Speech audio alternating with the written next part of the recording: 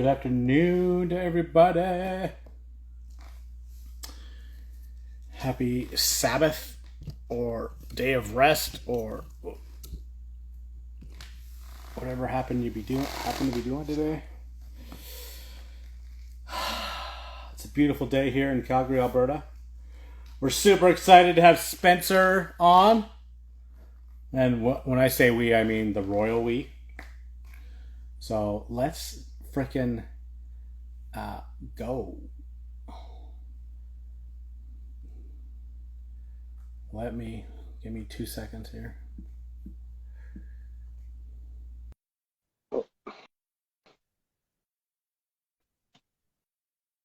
Okay, Spence. You should have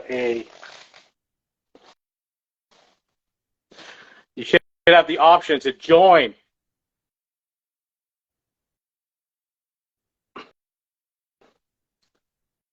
What's everybody doing out there in internet land? Everybody recover from AHR? Looked like it was a good time.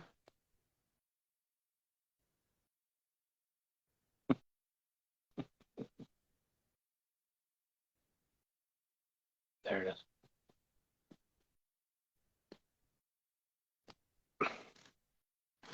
Okay, everybody had a good time over there. I saw the same tube bending video like 1,000 times.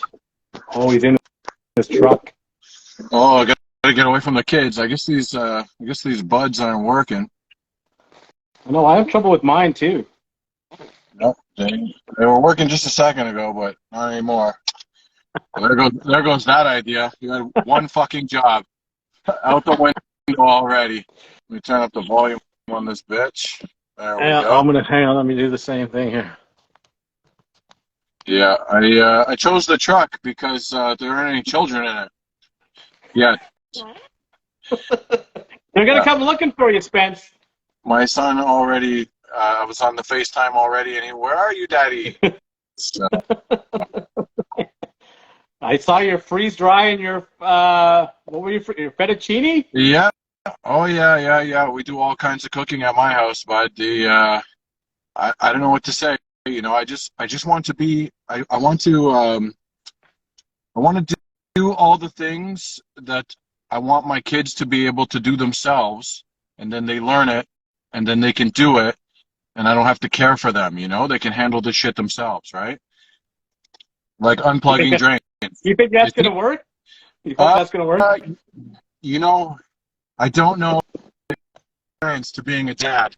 I just want to be the best leader I can be and the best example, and whatever they want to do, that's up to them, you know. I got one teenager and one little guy, and I don't know everything. I just know that my dad didn't teach me how to cook, and you know, it sure is helpful. So yeah, and I like it too. I like it. I tell you, I've been doing plumbing for 19 fucking years. I know what you're thinking. Yo, this guy looks great, but I've been doing plumbing for 19 years, and it's not really that fucking exciting anymore. Like it stopped being exciting a long time ago, and I used to want to be the best plumber. You know, I really did. I wanted to be the best. I wanted to know everything, and then I grew up and I was like, fuck that. Like, I give a shit. Like, who cares? I just want the money. Like, I'm just here for the cash, and that's it. Plumbing is just a means to an end, and I like it. I'm happy that I like doing plumbing, and I like the money because there's a lot shittier jobs that I could do, no pun intended, that pay less. You know. I mean, six figures, and I have a good day. You know, like. What do you do? That's everybody's dream, isn't it? To love what you do. Yeah, I wake up and I'm not miserable. You know, like that's a good thing. When I used to work at a big company before I started my own company, I was never miserable, and I really liked working there, and the owner was great, treated me wonderfully. But I just knew it wasn't right in my heart. You know, I knew that doing my own thing was what I was meant to do. And you know, 9 years later, it was obviously the right decision, right? Like I do whatever I want to do. So I mean, I don't get any free tools, but still How do you paying feel for about them. that, Spence? How do you feel about not getting free tools? You, you know, I'm really happy for the people who get them, and I hope that they're using them as the opportunity that I didn't get to make more money quicker. Like nobody bought me any fucking stuff. I remember when I bought my first drain camera, and everyone said to me like, "Oh, no, nobody calls you for camera calls. Like, why would you buy a camera?" And I was like, well, they don't call me because I don't own a fucking camera. Yeah. And then I broke Yeah. my back so I could buy a camera, and then I started getting camera calls, right?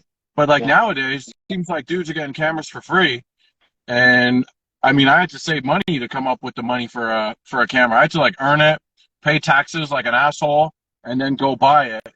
Like yeah. If Oh you're yeah. an asshole for paying taxes, we're all. I'm the world's biggest asshole. Yeah, well, if I paid your taxes, Bob, I could burn my money, right? Like if I had yours. You could actually. I hope to pay more taxes in 2023 than I did in 2022. I hope. That's a good goal. Well, you won't even have to work that much harder if the government keeps going the way they're going. You're just going to pay more anyway. Yeah, yeah. Am I going to pay more or are they going to take more? I feel Take like more. there's a difference. Yeah, that's Yeah, right. You're right. There's a But difference. but back on the free tools thing. You know, I never hated on anyone for getting free tools because dudes do put in some time to make their Instagrams. It takes a long time to make videos. Like it's time consuming, right? So if they get free shit, good for them. I hope that time isn't taken away from the time they could spend with their children. I remember, you remember Bold City?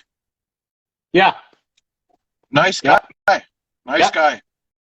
But like I noticed like him and there were a bunch of dudes who had to like take time away from Instagram. Like what are you doing? Like what do you mean you need to take time away from fuck all? Like what are you doing? Like this is fuck all. You need time away from this? Like shit, man. Like I mean what are they neglecting that someone needs to sit them down and be like, "Yo, you need to take time away. Like you got to stop what you're doing." Like what are you doing? What the fuck are you doing? Like you don't hang out with your kids? I don't know what to say. Instagram is an interesting place filled with lots of perfect solder joints and no drip, glue joints.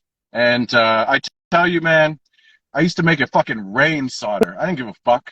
They're talking about people that are perfect. Now you see people sanding copper after they do the job they're sanding it. What the fuck is that? I don't know. I don't know. That's new to me, man. Like sanding copper after you do it. I'm not gonna say I never had a leak before, but if the solder wasn't dripping, I wasn't 100% sure that it was finished. And I'd rather let the solder drip and not have a leak than make it perfect so I could take a picture so some dude can smash the fucking heart emoji on my photo later. Like I catching a leak for that? How many of those perfect joints do you think leaked? You know some of them fucking leaked. They There was no fucking leak, man. There was no follow-up video on those leaks. No. All you see is the glamour shot, and then they're back a week later going, "Oh shit! Don't record this, man! Don't record it." So crazy, bro. So crazy. At one time, I thought like I was fixing wasn't cool enough to post. I was like, everyone's posting all this cool stuff. Like, pretty sure I made $3,000 today, and I got nothing to post. Like, what do I do? Well, I can't post shit. I just like the fanning myself with hundos. Like, I got nothing to post. Like, what do I do? Like investment accounts and shit. There is some fear of missing out, right? What do they call that? FOMO? Like, oh no, I'm not part of the cool kids club. I'm not part of, the whatever number it is that you have to be cool in the influencer's eyes. But you're feeding your kids, you're paying, you're getting it, you're building your business. What else really is there to it? I'll be honest with you. I feel like I'm living the right way, man. Like I eat healthy. I'm at the gym at least twice a week. My my Chevy's got a big V8. My Harley's really noisy. Like, my kids are healthy. They go to good schools. We live in a good neighborhood. My wife is fit. Like, you know, I treat people fair. Like, I'm in the blue collar trade. I feel like I'm living right, and I want to. If I'm going to influence anything, I want to influence people into living the right way. You know, living properly. But that's not so popular on Instagram. You know, like, it's just not. It's not. I guess it's not cool enough. I don't know. No, it's not. Well, like you say, it's the grind. What you're doing, and what I think I'm doing, is the grind, where you just get up, you go to work, you know, you throw out a couple photos or pictures of what's going on, and let the chips fall where they may. Haters may come, haters go. Yeah. Yeah. It doesn't matter. I don't know. You know, I don't seem to get as many haters as I would like. You know, like I actually don't mind the drama because I got time. You know, these guys are all breaking. But I got time. Like, I got time for your drama. You want to talk shit? Like, I got time to talk shit. So hit me up. You know, I remember the dude there. Fuck. I could never forget his thing, and now I forget it. Oh, now I remember the Peabody there. Oh, this guy was the biggest hater. I loved it. Oh, I fucking loved it. That communist Antifa bitch. Oh, I love that. And one day he said to me, he's like, "You only do drains." I'm like, I fucking wish, bro. God willing, I will only do drains someday. Like, do you even know what you just said? Like, do you even know if I just did drains, I would be living in a castle? Like, you know, I have a big boat. He said the same thing, well, almost the same thing. He's like, you just need to be on Instagram to make up for everything else you lack in your life. I'm like, what? Like, what do I lack in my life, dude? I'm like nothing. I'm pretty sure, Bob, like, I'm pretty sure you're living how most heterosexual strong men would want to live. Like, you're running your business, you got healthy children in your business, you're working out, you got a fucking farm with animals. I mean, looking pretty self-sufficient over there, you know what I'm saying? Fuck, I'm talking about putting solar panels on my roof here. But that's just because the price of electricity is going up. I think it's 8% per year. Yeah. So 8% per year. The solar people tell me my house will only do 50% because I only have so much south-facing roof. Yeah. So I can only cover 50% of my costs, and it costs about 50 grand. So realistically, it'll take a few years to pay itself back, but immediately my bill is half the price. But I'm out the money, so that's not. It's not a farm with fucking pigs and goats and chickens yet, but I mean, it's something.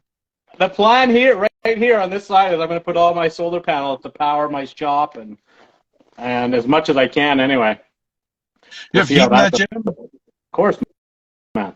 Oh, I knew it. I knew for sure. I was just double checking. You can't be a heating guy and not have a heated barn. Like, yeah, no doubt. It's like being an auto mechanic and not having you don't have a classic car. Like, what's wrong with you, dude? Like, what's wrong? That's right. How could you be a mechanic and not have at least one V8? You know?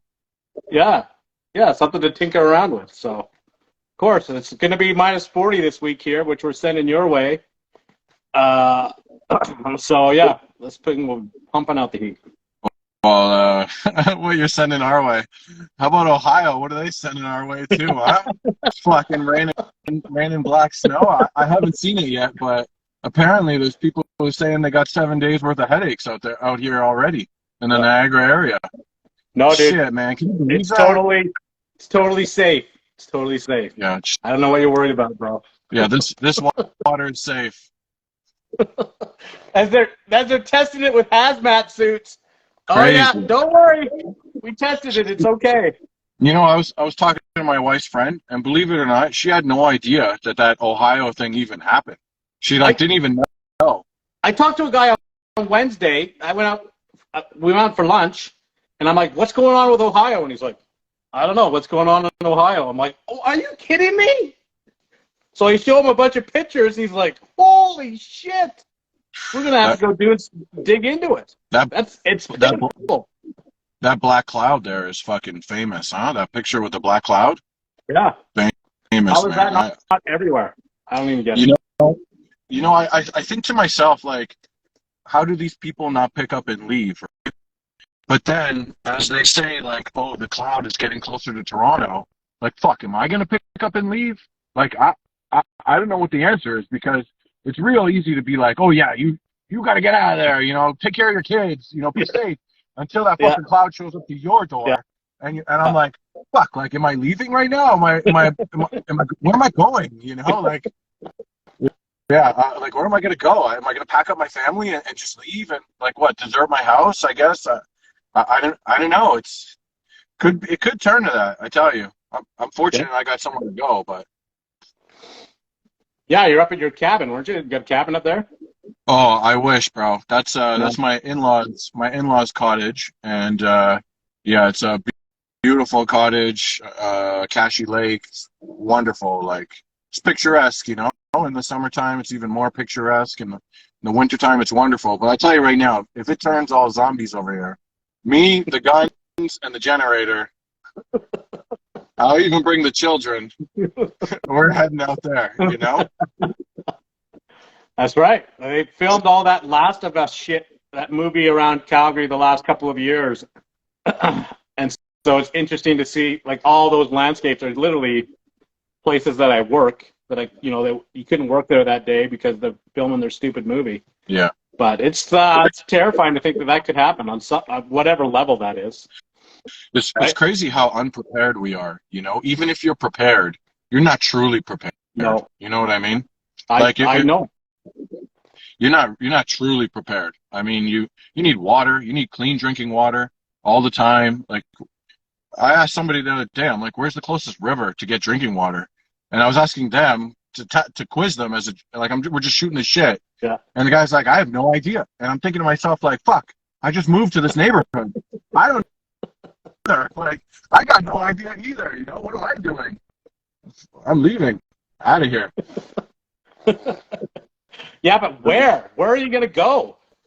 So we That's got the killer. my in-laws' cottage is 2 hours north. So Okay. I keep a bunch of gasoline tanks in the garage. I got extra water, guns, ammunition, food, bug out bag. Oh, yeah. I got more shit than the average guy. I tell you, if you know, you could literally have everything if you just have one gun. You know what I mean? Yeah. Like, one gun and you got everything. I mean, wherever you go, who's telling you no? You know? Like, Right. who's gonna say no? I mean, you point a gun at me, like, you have whatever you want. Like, you need a truck, you need a Corvette, you got a Harley, take it. Take whatever you want. I don't want to die for this shit. Can of soup with yours, bud. That's so everybody's clear. That's Spence's strategy. He's getting a gun, and then he's stealing all the shit he needs. That's just how it's going to go down. No, I'm packed up already. I have. Oh, I got okay. I got canned soup that expires in 2024. So as long as I eat all that clam chowder before April 2024, I mean, I'm prepped, right? Prepped. I can hear my wife, and I can picture my wife rolling her eyes at me right now, rolling her eyes so hard, because my wife lives in a different bubble of the world, you know, where everything is beautiful all the time. Yeah. And here I am, like, knowing too much, you know, like down the rabbit hole.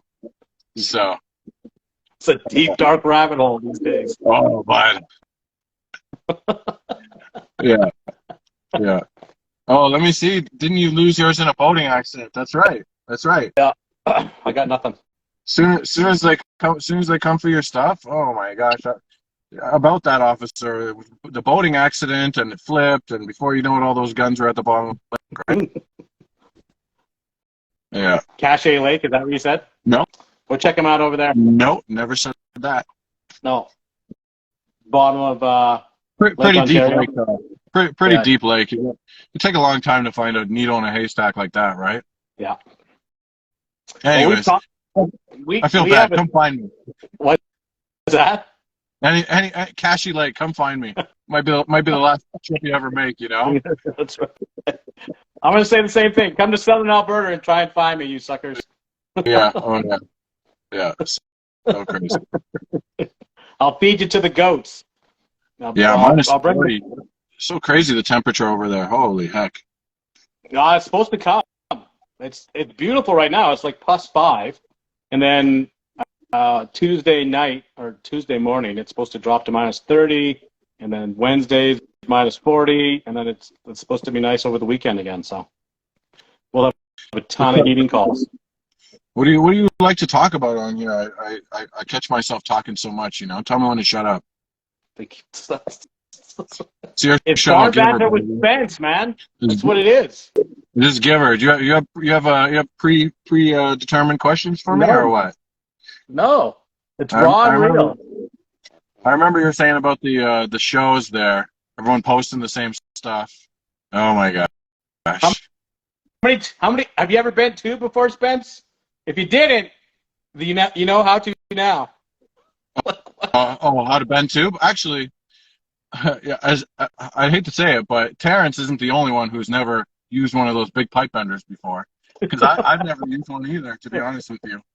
You know, I've done shit that other people haven't done, and then it's interesting when I see something that I haven't done, because it was like, oh, that's pretty cool, you know, like that's all right, that's neat.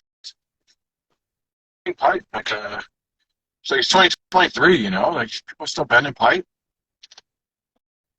Like you say, I can't remember who I gave a hard time to, but I'm like, dude, that's like the 30th time I've seen somebody bend a half-inch tubing with the electric ones. I'm like, come on, man, you can't handle it. Like hit the gym and do it yourself. I've seen that fucking DeWalt press gun so many times. I know exactly what tool I don't want to buy. You know, like, oh my gosh. Where was Milwaukee on that thing? There was no Milwaukee. There was, the cult has already been enlisted. They're done. They're like Ferrari now. Like the people who own the Ferraris are already hooked. They can't get out. Like the people who own Milwaukee, it's all over, but they're locked in long term. That's a commitment, but fuck. You just the thing about cults is like you don't fuck with outsiders. But now I see a lot of people out there squeezing that DeWalt trigger. You know, it's gonna cause some separation anxiety, right? Like you should get one of those whatever, the slide cutter for your frickin' cigar, man. You see that stupid thing? The slide cutter? What? Well, this is a V cutter. No, like the Milwaukee, or not the Milwaukee one, the DeWalt one. Oh, like a guillotine cutter? Yeah, did you see that one? No, I didn't see it. Yeah. Is it beauty? That's all the rage. It's gonna cut somebody's hand off. This is it right here for anyone who smokes cigars. This is the shit right here. If you're not rocking the V cutter, I don't know what the fuck you're doing, because this shit here this is fire right here. You don't get it. Oh, it cuts all juiced up. Oh yeah. And what's your brand? What's your go-to? If I could only choose one brand, I would go with a brand called My Father. It's a Nicaraguan brand, and they have a lineup of quality cigars. But after that, I like the Bolivar. What did I say? Milwaukee Tools is a cult. No doubt. No doubt it's a fucking cult. So crazy how everyone can buy these fucking disposable tools and pretend like they're not fucking disposable. Like they throw out fucking Milwaukee Tools like I fucking toss cigars out the window every day. It's crazy. Crazy. Every day, Spencer, there's a guy with a tool that's like a Milwaukee tool that's pissed. It's like, this thing lasted like a month. It's a piece of garbage. And toss it. You're like, yeah, you're right. Welcome to learning what Milwaukee's all about. But the battery is the expensive part, right? That's why they're so disposable, right? The battery costs more than the fucking tool. Yeah. I've been buying Hilti tools for coming on 2 decades now.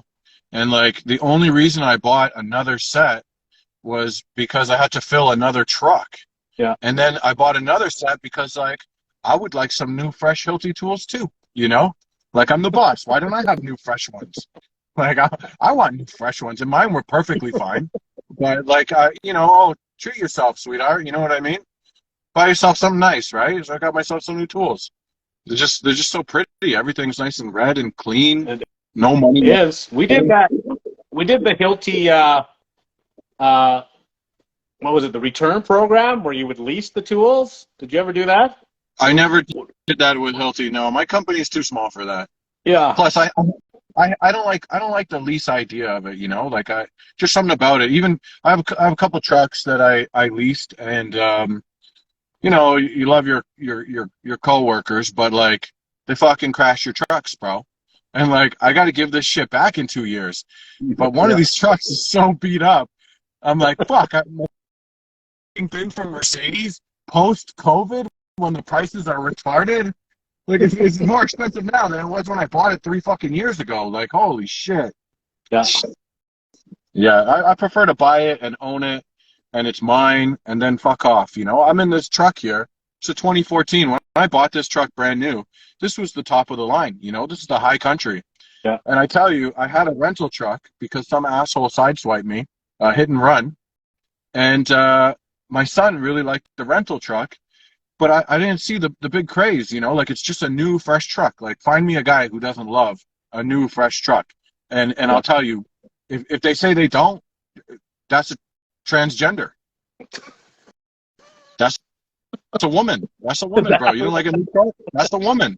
Oh, You can't find me a dude who wouldn't like a new fresh truck. Get the fuck out of here. yeah, it's true. Who's 90K. got 120 grand for one now, though? What's that? That's the problem. Is they're 120 grand now. When I price out the truck the way I want it, you're talking 120,000, and like the fucking base model starts at 80, and it doesn't even have fucking Bluetooth. You know what I mean? Like, No. it's 80, but no mirrors. Like, what the fuck? You know, like, doesn't have heated seats. Like, fuck, man. Are you joking? Like, oh, crazy. You know what's crazy? Fucking my Tesla. I know everyone, including myself, hates on the electric cars, right? But I got one of these little race cars too for my wife. The fucking leather isn't even leather. It's called vegan leather. What the fuck is vegan leather? Vegan. Like, show me this fucking cow, you know? Like, did you pull it off a fucking porcupine? Like, what's it called? What's the one out in the desert there? A cactus? What are you skinning cacti for this fucking vegan leather? Like, you gotta get some, I don't know, what vegan. Fuck out of here. Fuck out of here. And how is your Tesla? Oh, it's Is it like a 30K vehicle, like 30 to there and back, and it's sort of the grocery runner, or what? Honestly, well, my wife mostly takes it to work and the gym and to drop my kid off at school and pick him up. But we use it to go to the cottage. You get in, you double tap on the transmission there, and it just takes you right to the cottage. I'm there, I'm texting, I'm writing invoices. I barely even look at the road. It just takes me all the way there. Really? So it's fun to hate on Teslas, and I do feel bad for the kids in the Congo mining cobalt, which is awful. Awful. Like, At least you realize where it's coming from. Yeah, ignorance is bliss, but the less you know, the fucking happier you are, right? Like, did you see that podcast with Joe Rogan, the one with the cobalt mining, and the guy who went there? That's awful, like awful. But I tell you, that car is fast as shit, you know? Like, you ask my teenager, I'll fucking go anybody. I had my wife, 2 kids, 2 dogs, and a full fucking car full of cottage stuff. And there were a bunch of kids in these like rice rockets, and they're revving at me, and I'm thinking like, fuck yeah, bud. Like, send her. Like, fuck it right, I'll go, yeah. I'll go anybody. I'll go anybody, anytime.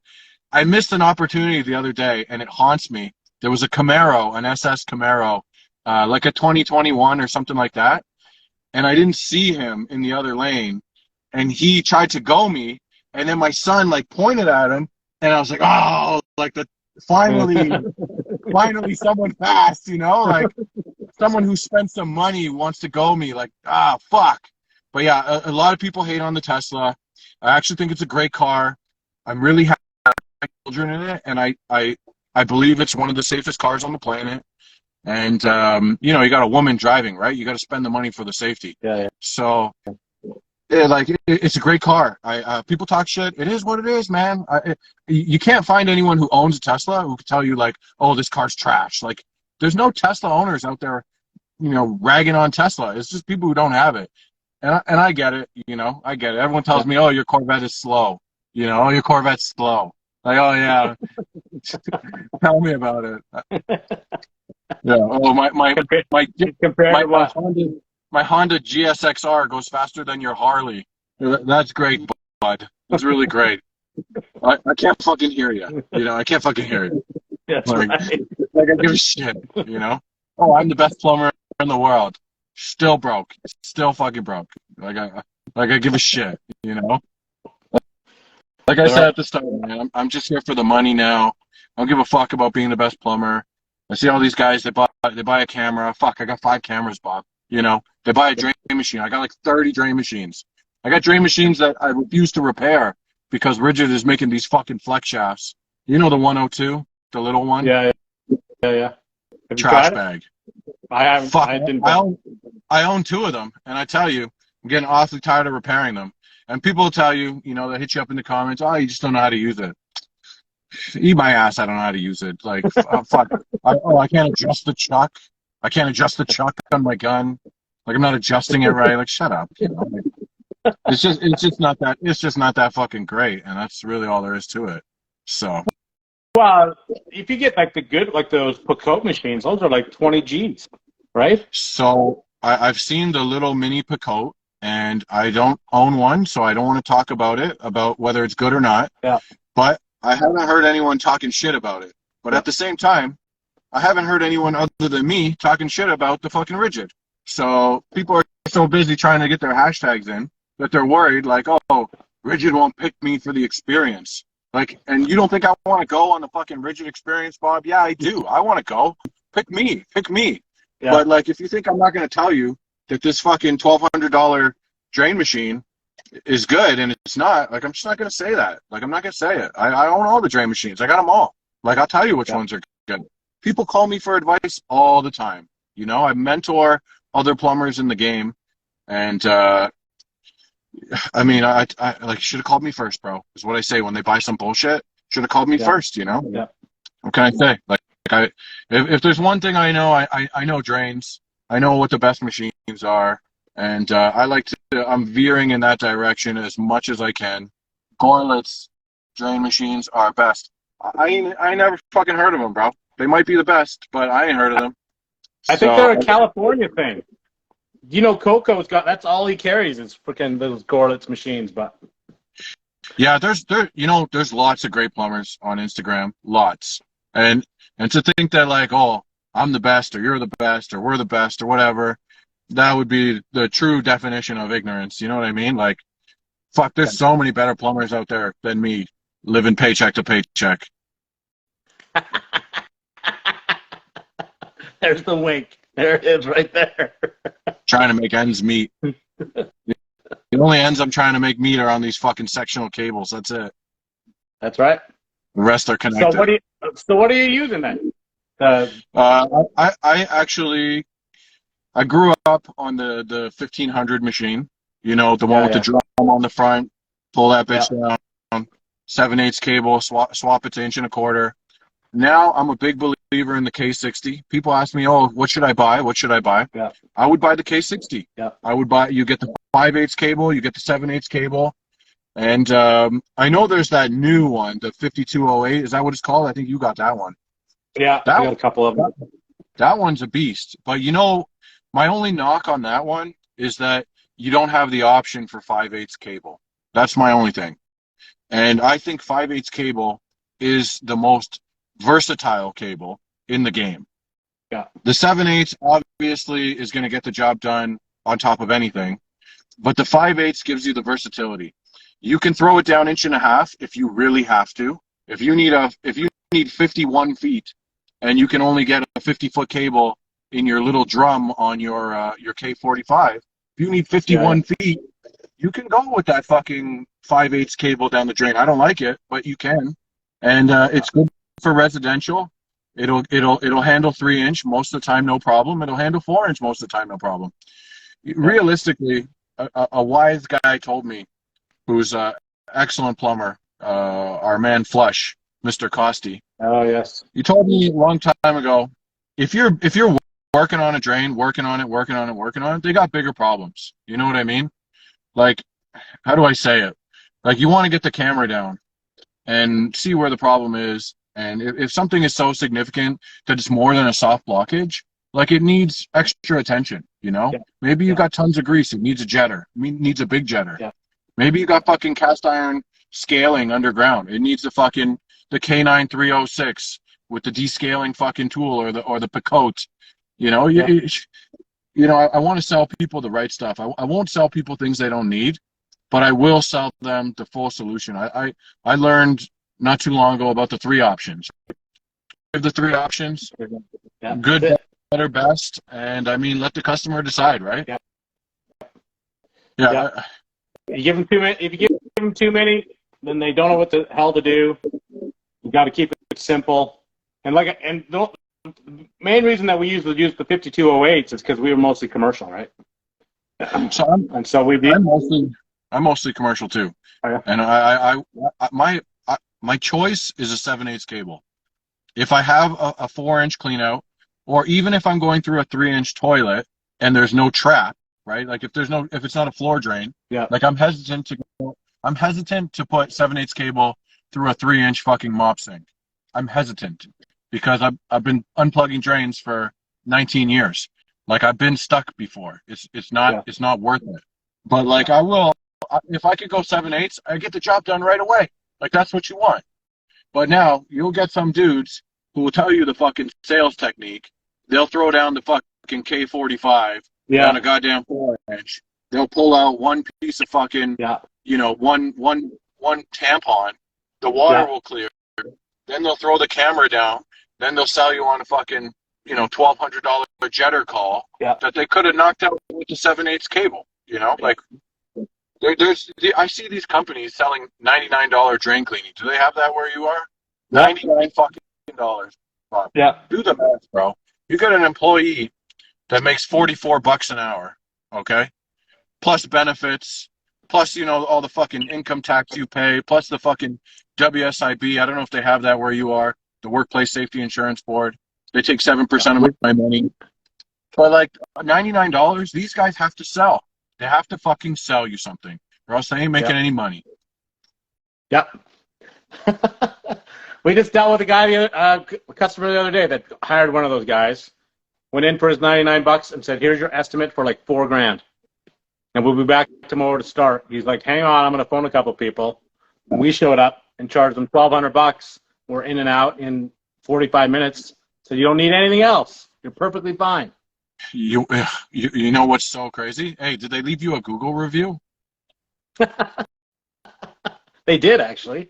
So I was at this girl's house maybe like a month and a half ago, 2 months ago. And she called me. She's like, "Oh, I got your number from this guy who's highly respected in our community. And he said I should call you for a second opinion." I go, "Okay, what's the problem?" So she tells me the story. The guy quoted her on replacing the drain from outside the house to inside the house. He wants $16,000. No, I had to coax her to tell me how much he wants. Because if she tells me some low ass number and he's going to do the job for that cheap number, just go. Like I don't. Now, if it's some crazy number that I think you're getting ripped off, then I'll say something. You know what I mean? I'll say, "Oh, I think that's a lot." So she tells me the guy quoted her $16,000. I go, "Listen, I'll come to a camera inspection and I'll give you my opinion.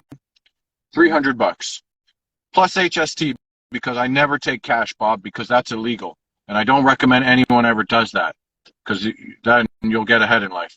So anyway, so I go and I give her the quote. I put the camera down the drain. She's got some problems on the city side, and she's got some problems right where her outside cleanout is. And when I put the camera upstream, she's got like one little root dangling from the ceiling, like so thin, like almost as thin as your cock, Bob, but not that thin. But it's so thin, it's making no difference. I got 5 kids, so it's thick enough, baby. It's thick enough. She's still married, so she stuck around. So it's a good one. So she's got no problems. You know what I mean? Like a root here, a root 10 feet away, so tiny, like the tiniest thing you've ever seen. I end up doing the job for her, like the outside portion that actually had a significant root intrusion, and the pipe had become misaligned. $5,000. Okay. The other guy wanted 16 to sell her bullshit. Yeah. I still couldn't get a Google review. Well, that's because you're not as handsome as you think you are. Not nearly. Not even close. It's like, Not, he can come fix my stuff, but that dude is one ugly mother effer. So no Google review for you. yeah, only a mother could love this face. You know what I mean? So still couldn't get it. I even do a follow-up text on like, hey, I appreciate the work. Thank you so much. If you get a chance, please leave a Google review. I popped a link in there. Yeah. Fuck. Nothing. Silence. And then I get the text message like 8 months later, hey Spencer, do you have a chance to send someone by? Yada yada yada. And I'm like, look, I'm scrolling back. Fuck this guy. Yes, I have someone to come, of course. Like, I still want your business, even if you won't leave me a Google review. But like, yeah, so hard. I think I have like 40 Google reviews after like 9 years. Whatever. I've been doing it for 35, and I have 104. So, yeah, you're doing just fine. Yeah. And then there's guys in my town that have like 10,000. I'm like, how do you have 10,000 Google reviews? Like, you hold a gun to their heads that we're not leaving your place until you give me one. And it has to be positive. So I know someone who, I don't want to name names, but he had mentioned that the company they work at offers an on-the-spot discount before you pay if you leave a Google review. That's how they do it. Yo, what's up, Sheldon? Sheldon, who just joined the chat, was the highest contributor to last year's toy drive, the No Simp Gang toy drive. Shout out to him. Nice job, Sheldon. No Simp Gang. The No Simp Gang. You remember that, Bob? You remember or no? I don't remember that. No. Oh fuck! You want? Oh man! You want to say some regrettable things right now? Sure. So, No Simp Gang was okay. I'm not gonna name names, but take a breath and go. There was a time when someone had posted that like, oh, there's this girl with these great tits who is a streamer or whatever, right? She's a streamer. Yeah. And her basement flooded, and like we all got to contribute and send money. Was it? And I'm thinking, was this in Chicago? Wait, was this in Chicago? I don't know where this dude lives, to be honest with you. I don't know. We kind of talked about him before. Yeah.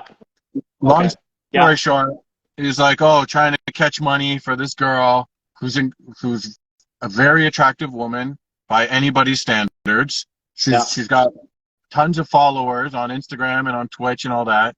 Like, we got to send her money for her flood. Like, yo, she's got more money than all of us. She's got more money than all of us. Okay? Yep. And then, so that's when I'm like, why don't you take that money that we're talking about giving to this girl and like give it to like children in need, you know? And then that inspired me to start the toy drive.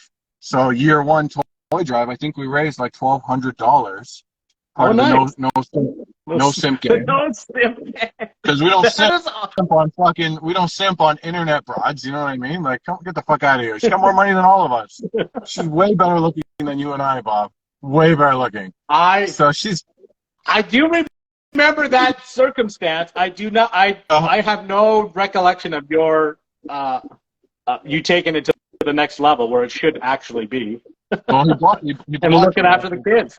I didn't actually insult the guy. I just left a message on his thing saying, like, why don't we do something more proactive with this money that's better for people who actually need it?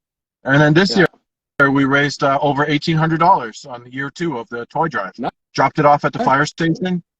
Every time I drop it off, they're shocked that like we have so much toys. You know what I mean? Yeah. So it feels good to give back, but that's how it started. And then the irony is dudes with GoFundMe pages. How many fucking plumbers you seen with GoFundMe pages in the last 5 years?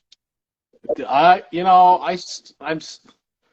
crazy. I don't even think I can be diplomatic about it because it's.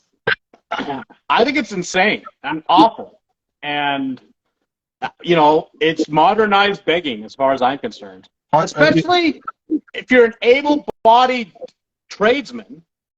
Like the only fucking GoFundMes I'm sending money to is for fucking children who are sick and don't have like parents. You know what I mean? Any story with children, take my money. You know? Yeah. But like full-grown adults, like you can't fucking figure it out. Like, figure it out, bud. Figure it out. You know what I mean? Like, so many people are like, oh, my truck got broken into and they stole all my tools. Like, figure it out. Like, cry me a river. What have you been doing all this time? Like, is this why you need a break from Instagram because you're not working, that you can't afford to buy new tools? Right? Like, is this why people have to take a hiatus from Instagram? Oh, I'm taking time off of Instagram. Like, the fuck you been doing? Like, what are you doing on here that is so detrimental to your life? You know, like, But you're good job. not actually you're not actually plumbing or running a business. You're running Instagram pages. I mean, hey, listen, I got a buddy of mine. Shout out to the biggest plumber, Alex. He's got all kinds of fucking free tools. Like, Yeah. if based on what I'm looking at, tens of thousands of dollars worth of free tools. And if he's putting time into it and they're sending him free shit because they like his content, more power to him. You know what I mean? Like, I ain't mad at you, but you know, people crying poor on here and whatnot, and you're a plumber, and you know, you're showing off all your wicked work and everything. Like, get a second job. You know, like, have you thought about like a classifieds ad for like plumbing? Yeah. Or, you know, like McDonald's is hiring. You know, like, if you need money, get a job, get another job.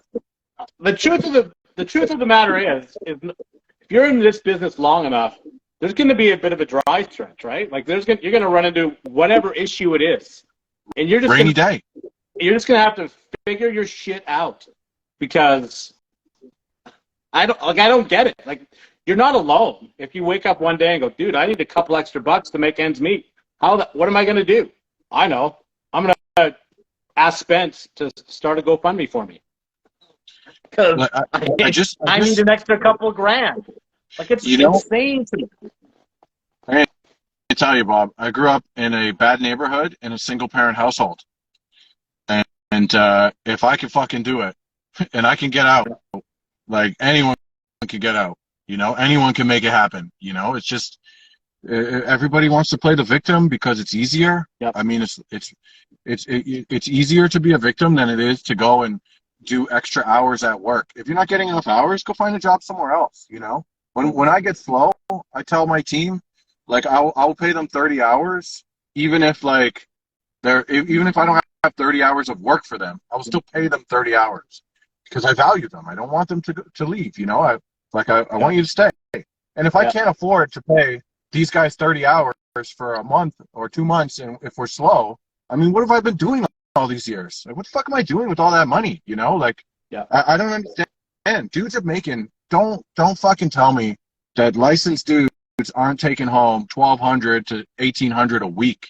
Okay? Oh my God. I write the paychecks, bro. You can't fucking tell me. You can't fucking tell me that dudes aren't making money. I don't know. What are they doing with all their money? And I don't want to hear about I have kids. I got kids too, bro. Like, what have you been doing? Like, this is when I worked every night of the week before I started my own business. I worked 40 hours a week, 45, 50 hours a week at my day job. And I did side jobs pretty much every night of the week. And I always used to tell the other guys that worked at the same company, a lot of people getting laid off in December and January, come do side jobs. But no, everybody's rich that week because they just got paid. They got their fucking money. They don't want to do no side jobs. And then they get laid off, not laid, probably getting laid. It's true, probably getting laid. They're getting laid off, though, and now they're calling me for side jobs. Like, yo, where were you when I kept telling you about side jobs? Yeah. Anyways, I'm fucking rambling, but I don't know what the fuck people are doing with their money. Like, save your money. It's easy. You know, I learned from this customer of mine. He told me the math is easy, the choices are hard. Okay? The math is easy, the choices are hard. It's easy to save money, Bob. The choice to go without, that's fucking hard. That's fucking hard. You don't need no fucking new clothes. As long as your kids have fresh clothing, properly fitting, you know, they have food in their belly, you can go without. You as the leader of this household can go without. If your wife has food, your kids have food, everybody's happy, and you are unhappy, that's okay. Because that's this gender. That's this gender. If you don't like it, there's lots of options out there now. You can pick anyone you want. All kinds of fucking places. Did you see and I'm not talking shit, but did you see Eric Onis? He was talking about a solution to try and get trades into this next generation into the trades. Yeah. And he was talking about that we need to sort of do staggered starts. So you have a crew that starts at like 7, and then you have a crew that starts at like 10, because the younger generation just doesn't want to get up that early and get going after it. You know, I hate to. So obviously, it's all like. First of all, nothing but respect for Eric. Like, I mean, Yeah, like I said, hey, if there's a running out there for like one of the top all around guys, yeah. I mean, this guy's name is in the hat. There's no doubt. But that solution is the kind of solution that gives in to the woke mob of like, oh, these kids can't get up early. Well, you're giving into them by starting at 10. And I hate to say it, but at some point, you almost have to give in, as much as I don't want to say it, because where are these kids going to come from? There's nobody bringing up the rear, you know? There's a lot of opportunity here with the baby boomers getting out of the game for a lot of young people to get into it. And I'm not talking about as an owner. I'm talking about as an employee to come and make $40, $50, $60 an hour and thoroughly family, thoroughly, more than enough. And the young people, they just don't want to do it. They don't want to do it. And I don't fucking blame them. I don't blame them for not wanting to do it, because it's really not that fucking glamorous, and it's skilled labor. But the most important part about the words skilled labor is skilled, but you can't fucking forget the labor aspect of it. And if you can make money shaking your tits, if I had tits, Bob, I'd fucking shake them, because I tell you, when I was unloading that fucking jetter out of the back of my pickup truck after I lost one of my leather gloves, one of my hands was really fucking cold, and it wasn't much fun. And if I had a set of tits, I wouldn't have to worry about that. So, I mean, I don't fucking blame the young people for not wanting to get into it. But what's humanity going to look like? You know, what's the future really going to look like? It's getting softer and softer. I've said to my two boys, I'm like, with all sincerity, the world is yours, man. If you guys will put in the work and learn everything I can teach you, and then use your own brains to, figure out the new problems that I don't know how to solve in your little life, you will own your world. Whatever you decide to create as your world, you'll own it, because there'll be so much opportunity. And it's already happening. We're turning away work like crazy. I just read something. Let me see what it says. The problem with getting paid 40 to 60 an hour these days, after taxes, with inflation, there's not much to live off and support a family. Okay, so I read the comment, and I'm going to revert back to what I previously said. The math is easy. The choices are hard. Yeah. That's what I have to say to that comment, because it's everywhere. It's everyone. It's not like any one of us is running in a different game. We're all in the same game. We're all experiencing increased costs of goods and services, and inflation. And we all have kids and a family. Like, I have sympathy and empathy, right? But like, at the end of the day, it comes down to yourself. Like, you are solely responsible for that outcome. And I feel for anyone who's having a hard time making ends meet. I was once a father at 19 years old. You want to talk to a guy who had a hard time making ends meet? I mean, I was a kid at 19. I went to work every fucking day. Yeah. Like, that's just what I did. And that's what worked out for me. And the math was easy. If I just spent less than what I was earning, and I didn't get rid of all the money all the time, then I seemed to be pocketing money. And that's it. Like, so I feel for you, bro, with your comment there.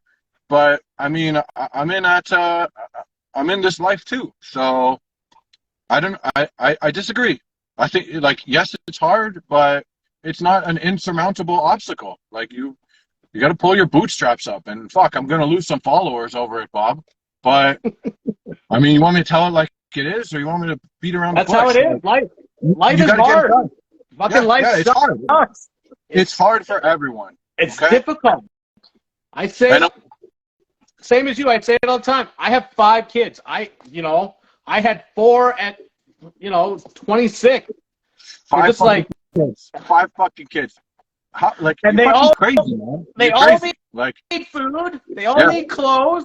They all want extracurricular activities. They all need a place to live. The frickin', the wife has to have a car. I got to have my truck and all the shit that goes with it. Like, and they'll tell you the times are different, right? They'll tell you the times are different. And it's true. They're not.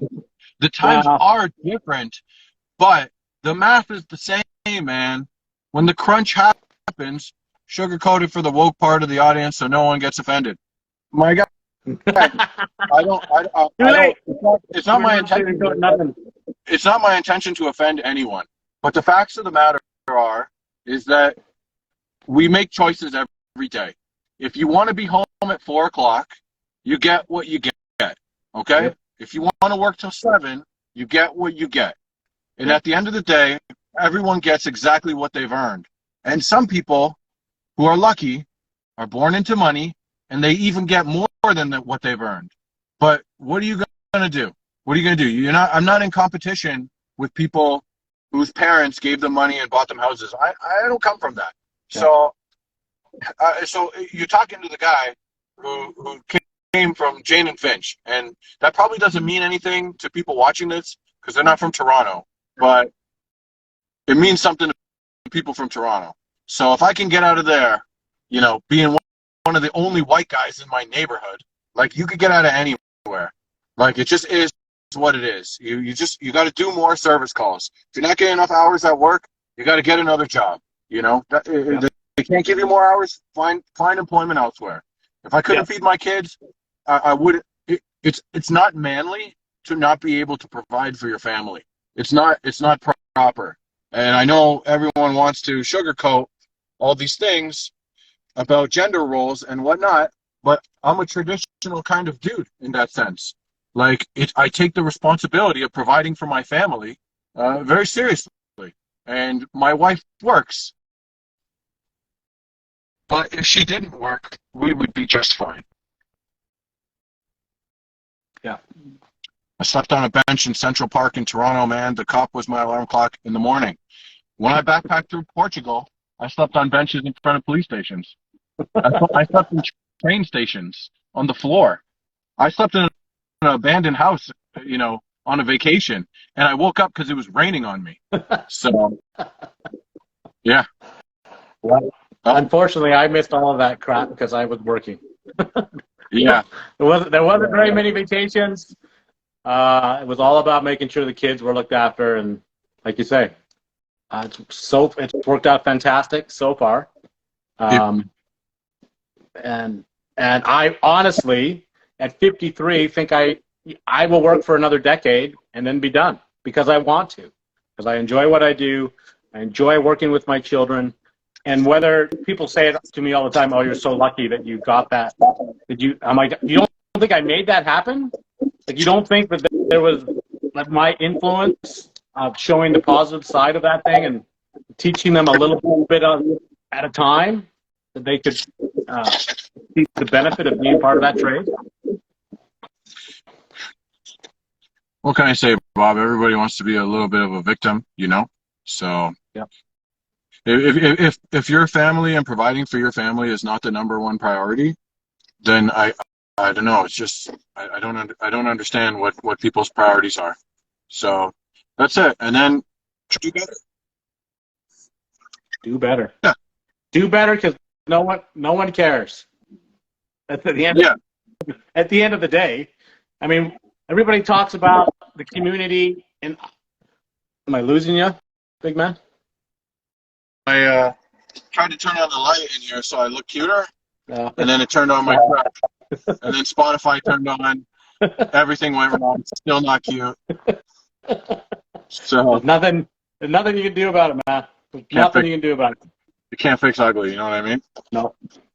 That was a good comeback. I used to have a best friend. He was really fat, and we were out, and someone said, "Oh man, you're so fat," and he's like, "I can fix fat, but you can't fix ugly." You know? It's true. It's true. It's Did true. he fix fat? Or is he still fat? Never. Never still fix fat. fat. Never fix fat. Yeah. But he So, still can. He still can. he still can.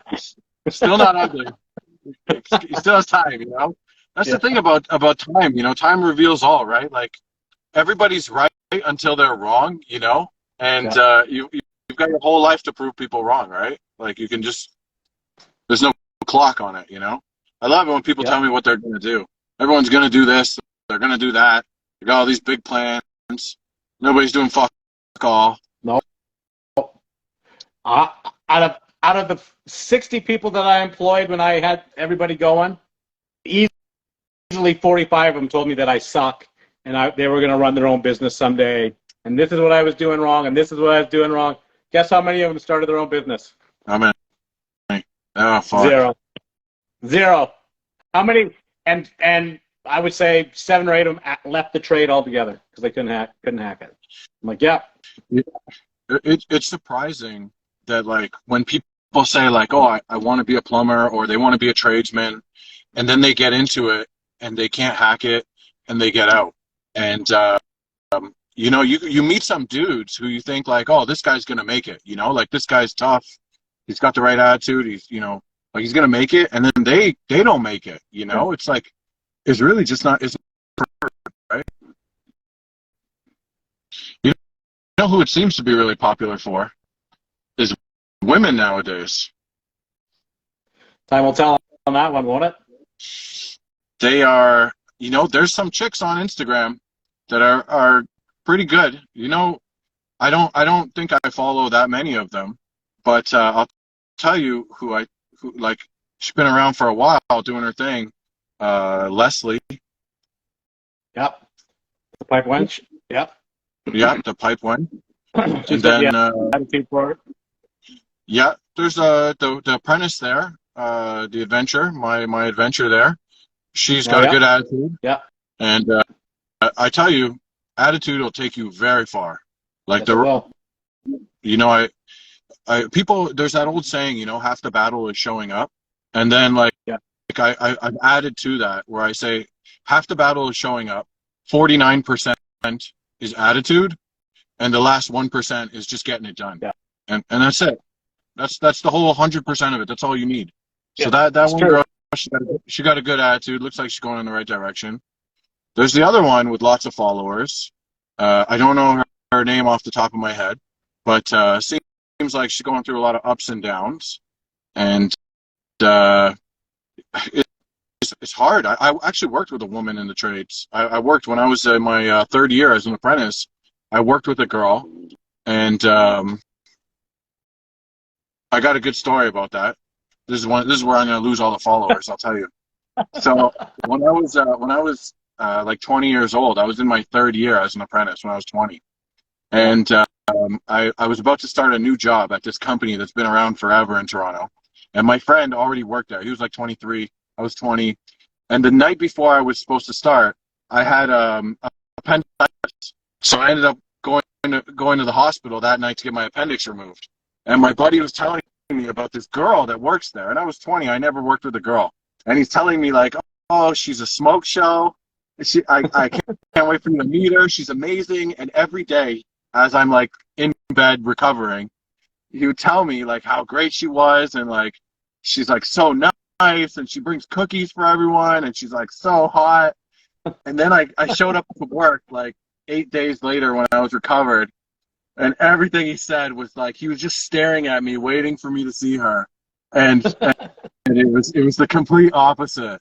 And she was, and you know what was the worst part? It was okay that she wasn't nice to look at. It was okay, but her attitude was awful, and she was in a battle with the men just because she was a woman. You know, she was like fighting for her survival in the trade. When I felt personally at the time, I felt like you don't have to battle. Like, you're not in competition with me. We could just be coworkers, you know? Yep. And she actually turned out, after she realized, like, we weren't in competition, like, oh, like, this guy's not so bad. And like, yeah, I'm not so bad. I just want to do plumbing and go home, you know, I don't love it that much. I'm just here to work and get my money. But then it became a problem when like she couldn't do the work because her hands were too small.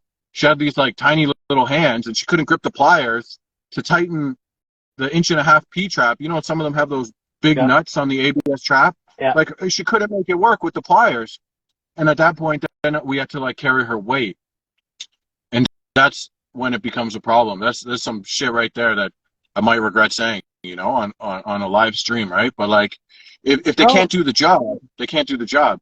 And I've met more dudes that can't do the job than women that can't do the job, right? It's not what you just said is not exclusive to women. Yes. The only thing I can say to that is, you know, the technology of the tools these days has certainly made it more accessible to women. You know, that they can compete, if you want to, or at least carry their weight.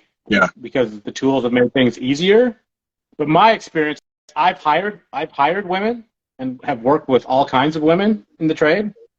My experience and my lens is most of them end up either working at a wholesaler or as for a manufacturer's rep, or you know, or a couple of them went and taught in school as a teacher, which is great. And that's the beauty of the trade, really, is there's so many opportunities for anybody. If you've got the like you said, the attitude and the knowledge behind it, then there's a million places you can go other than trying to, you know, duke it out with the dudes throwing wrenches around. You know what I'm saying? You know, controversial comment I'm going to say is that, like, I actually think it's easier nowadays to be a woman in the trade than it is to be a man in the trade. In the sense that, like, there's so many opportunities. People want to hire women, as they should. Women can do the job. That's all there is to it. They can do the job. When I was a kid, I was slinging cast iron. And back then, I would have thought, like, where are these women that could do the job? And nowadays, you see, girls are working with cast iron too, you know? They can do it. A lot of them can do the work. And most of those materials aren't being used as much anymore. And you see, like, girls on Instagram, 20,000 followers for doing plumbing. And, like, I mean, I'm biased because, like, plumbing doesn't excite me anymore. But, like, wow, that fucking flush valve is awesome, I guess. 600 comments, you know, like 2,000 likes on that fucking diaphragm. Like, you know what I mean? Like, it's nice being a girl in the trade. I mean, how much free tools are they getting? Adam there. Wow. I identify as a woman. Fuck. I ain't got no issue with that. Like, I feel you, bro. There's my buddy Adam. I haven't talked to Adam in like 2.5 years or so. Well, let me tell you, Bob. I remember. I don't remember the specifics of it, but I remember you and him and some other guy had some issue there, and I met Adam a few times, and he's a good dude. And I'm confident that if the three of us were in the same room, it would take all of 30 seconds for everyone to be best buddies. You know what I mean? I remember actually, there was the other he's dude. He's one of the only dudes, to be perfectly frank, that I ever blocked. Him and I forget the other guy's name. Anyway, it doesn't matter. There was another guy that, so I remember there was some drama. Not like, I guess it's not really drama, but back in the day, I posted a photo of some hangers that I made on beam clamps that had like a lock washer. Oh, I'm losing everything here.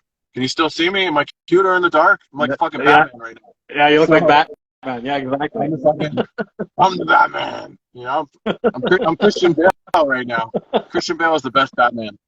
But I posted these like hangers with like I put a lock washer and a nut on the bottom, and I put a lock washer because where I was working there was a lot of vibration. Like, we're not all doing residential.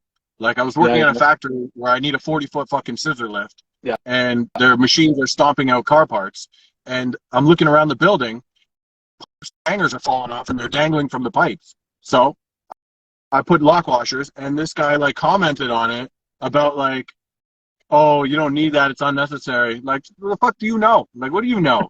What are you worried about what I'm doing? And then someone else commented on it, like how I was wasting money on nuts. I'm like the fuck do you know? Like, what do you know about wasting nuts? Oh, Adam says, I remember that. No, who were these clowns commenting on that? And then, yeah, it was like, and then I think some girl out east liked the comment about how like the guy was saying I was wasting money on nuts, and then her truck got broken into, and she had to GoFundMe. So never, so never mind the fucking nuts, you know, like these nuts, you know, like don't worry about my 10-cent fucking lock washers. Yeah. Well, you worry about how I solve my problems, you go solve yours. And that's right. That's exactly what it was. Like, you freaking, whatever. The reptile gang. That's right. Back when my most controversial post ever was the doped and tape and taped and dope, which still raises its head every once in a while. But yeah. Well, I like that little post you did the other day with the artificial intelligence. I know. The chatbot. Only a liberal AI would think to give it the option to do the freaking tape and then dope. I said, do you tape it then dope it, or you dope it and tape it? It's like, no. Recommends that you dope and then tape. Yeah. We'll just clear it up right now. It doesn't freaking matter. It's like peanut butter and jam. Is it going to be on your left slice or your right slice? Just smash it together. Kind of fucking work. So I won't disagree with you. You've been doing plumbing longer than I've been alive. So if you tell me it fucking holds, it holds. That's all there is to it. Yeah. Well, I just don't post all my leaks, Spence.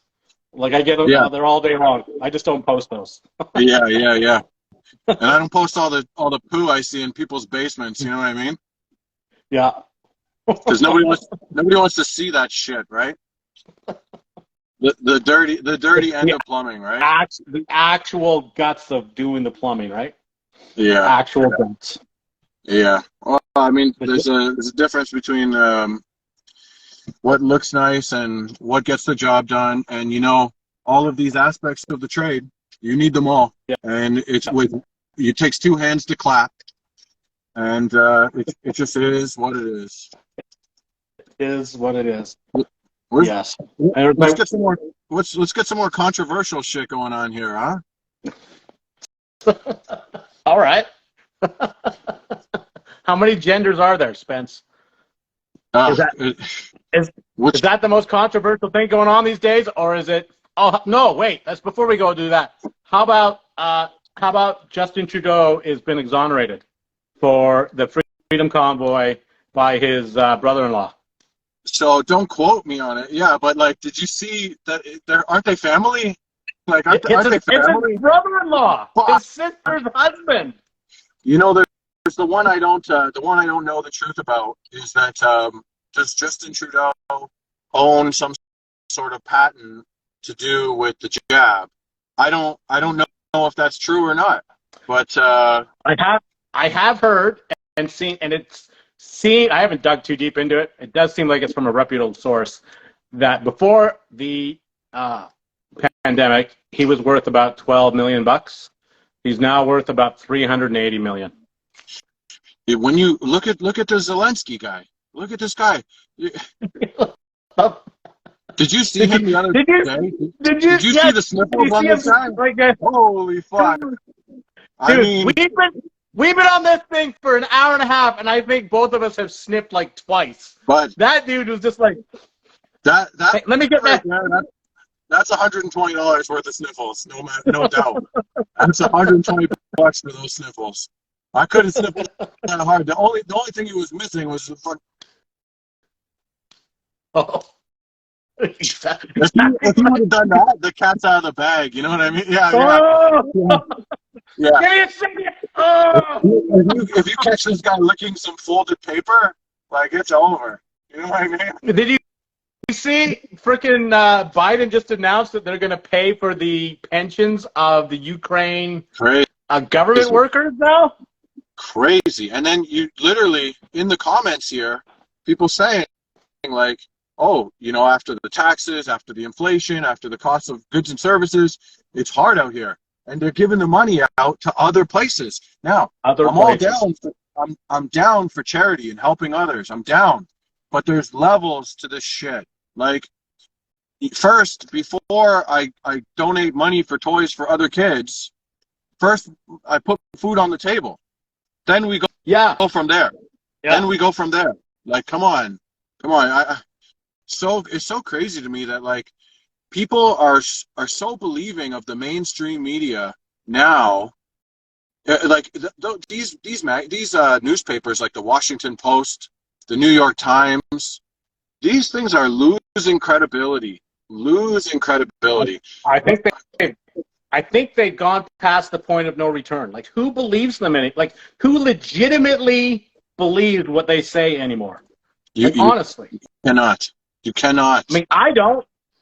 Anytime I hear something on the radio, because I don't watch TV anymore, or the news anyway, I'm like, yeah, that's BS. I'll go dig into that and see what that actually means. What the hell's actually going on there? And you know, when I've said something to someone, and they're like, oh, I can't find it on Google, so it's fake news. And I'm like, try DuckDuckGo. And then they find like 30 articles. Yeah. And then the other day I was listening to Joe Rogan, and he was saying that like apparently even DuckDuckGo is starting to flip, and they're losing their and now you got to go to like Rumble. Like I don't use Rumble. I don't know anything about it. Me neither. I'm also not diving too hard into shit anymore like I used to. Like I used to go harder into the rabbit hole, and then I realized that like the whole world is fucking doomed if even half of it is true. If even a tenth of it is true, the whole world is doomed. And don't worry about everyone else's grass. You need to fucking water your own grass and deal with what you got right in front of you, because you can't control that. I can't control what's going on out there. I mean, whatever's going to happen is going to happen to us, and we are totally powerless. And you know, we got to stand up. Nobody's standing up for shit, because as soon as you stand up, you're toast. And you can't organize, because those who you stand up against, they control the ability to organize, because they own all the apps and all the shit and all the media. They own all that. You can't organize. We're doomed, man. We're fucking doomed. I think, like you said, just to pull out one of your threads there, is you got to look after you know what's right in your purview, which is your family. Yeah. Like nothing else matters. And whatever you need to do to look after your family, that's your responsibility. Because you're right. Those people in those positions, there's so much money behind it that there's really nothing you can do but try and ride it out as best you can. Although I did pick up the book from one of Joe Rogan's podcasts with that Peter Zeihan. I recommend anybody that's on here check it out. It's on Rogan. If you Google Rogan and Zeihan, it's Zeihin, and he talks about that all this shit, all this globalization, is going nowhere because the whole world's in population decline, which just, again, there's nothing we can do about it, and your job is to look after your purview. What you can control, like you can control when you get up, you can control the jobs you take, you can control as much as you can the pricing that you put out there, and you can control what you're able to do for your family. Well, they want you weak and fat and slow and stupid and poor, so that you rely on the system, and then you're in the books. This gentleman here said rabbit holes lead to dangerous disinformation, and the irony of that comment, I think he's joking. I hope he's joking. Yeah, it's satire, but like it's funny on multiple levels. Like it's funny. Like, where do you even find the truth anymore? And that's why, like, you got to focus on your own grass. Like, mow your own grass. Yeah. You know, water that shit. Yeah. Because where is the proper information? And I tell you, arguing with people, it's not worth your time. No. It's not worth your time. No. You're not going to get nowhere. You're only going to have people upset. or think that you're some kind of conspiracy theorist, or whatever the case may be. And then I tell them, like, just wait 8 months and we'll see if it was a conspiracy after all, you know? So, yeah, it's one of the things, like, here's a total conspiracy theory. I don't know if you've heard of it or not. I forgot. Opera, what was it? I forgot it now.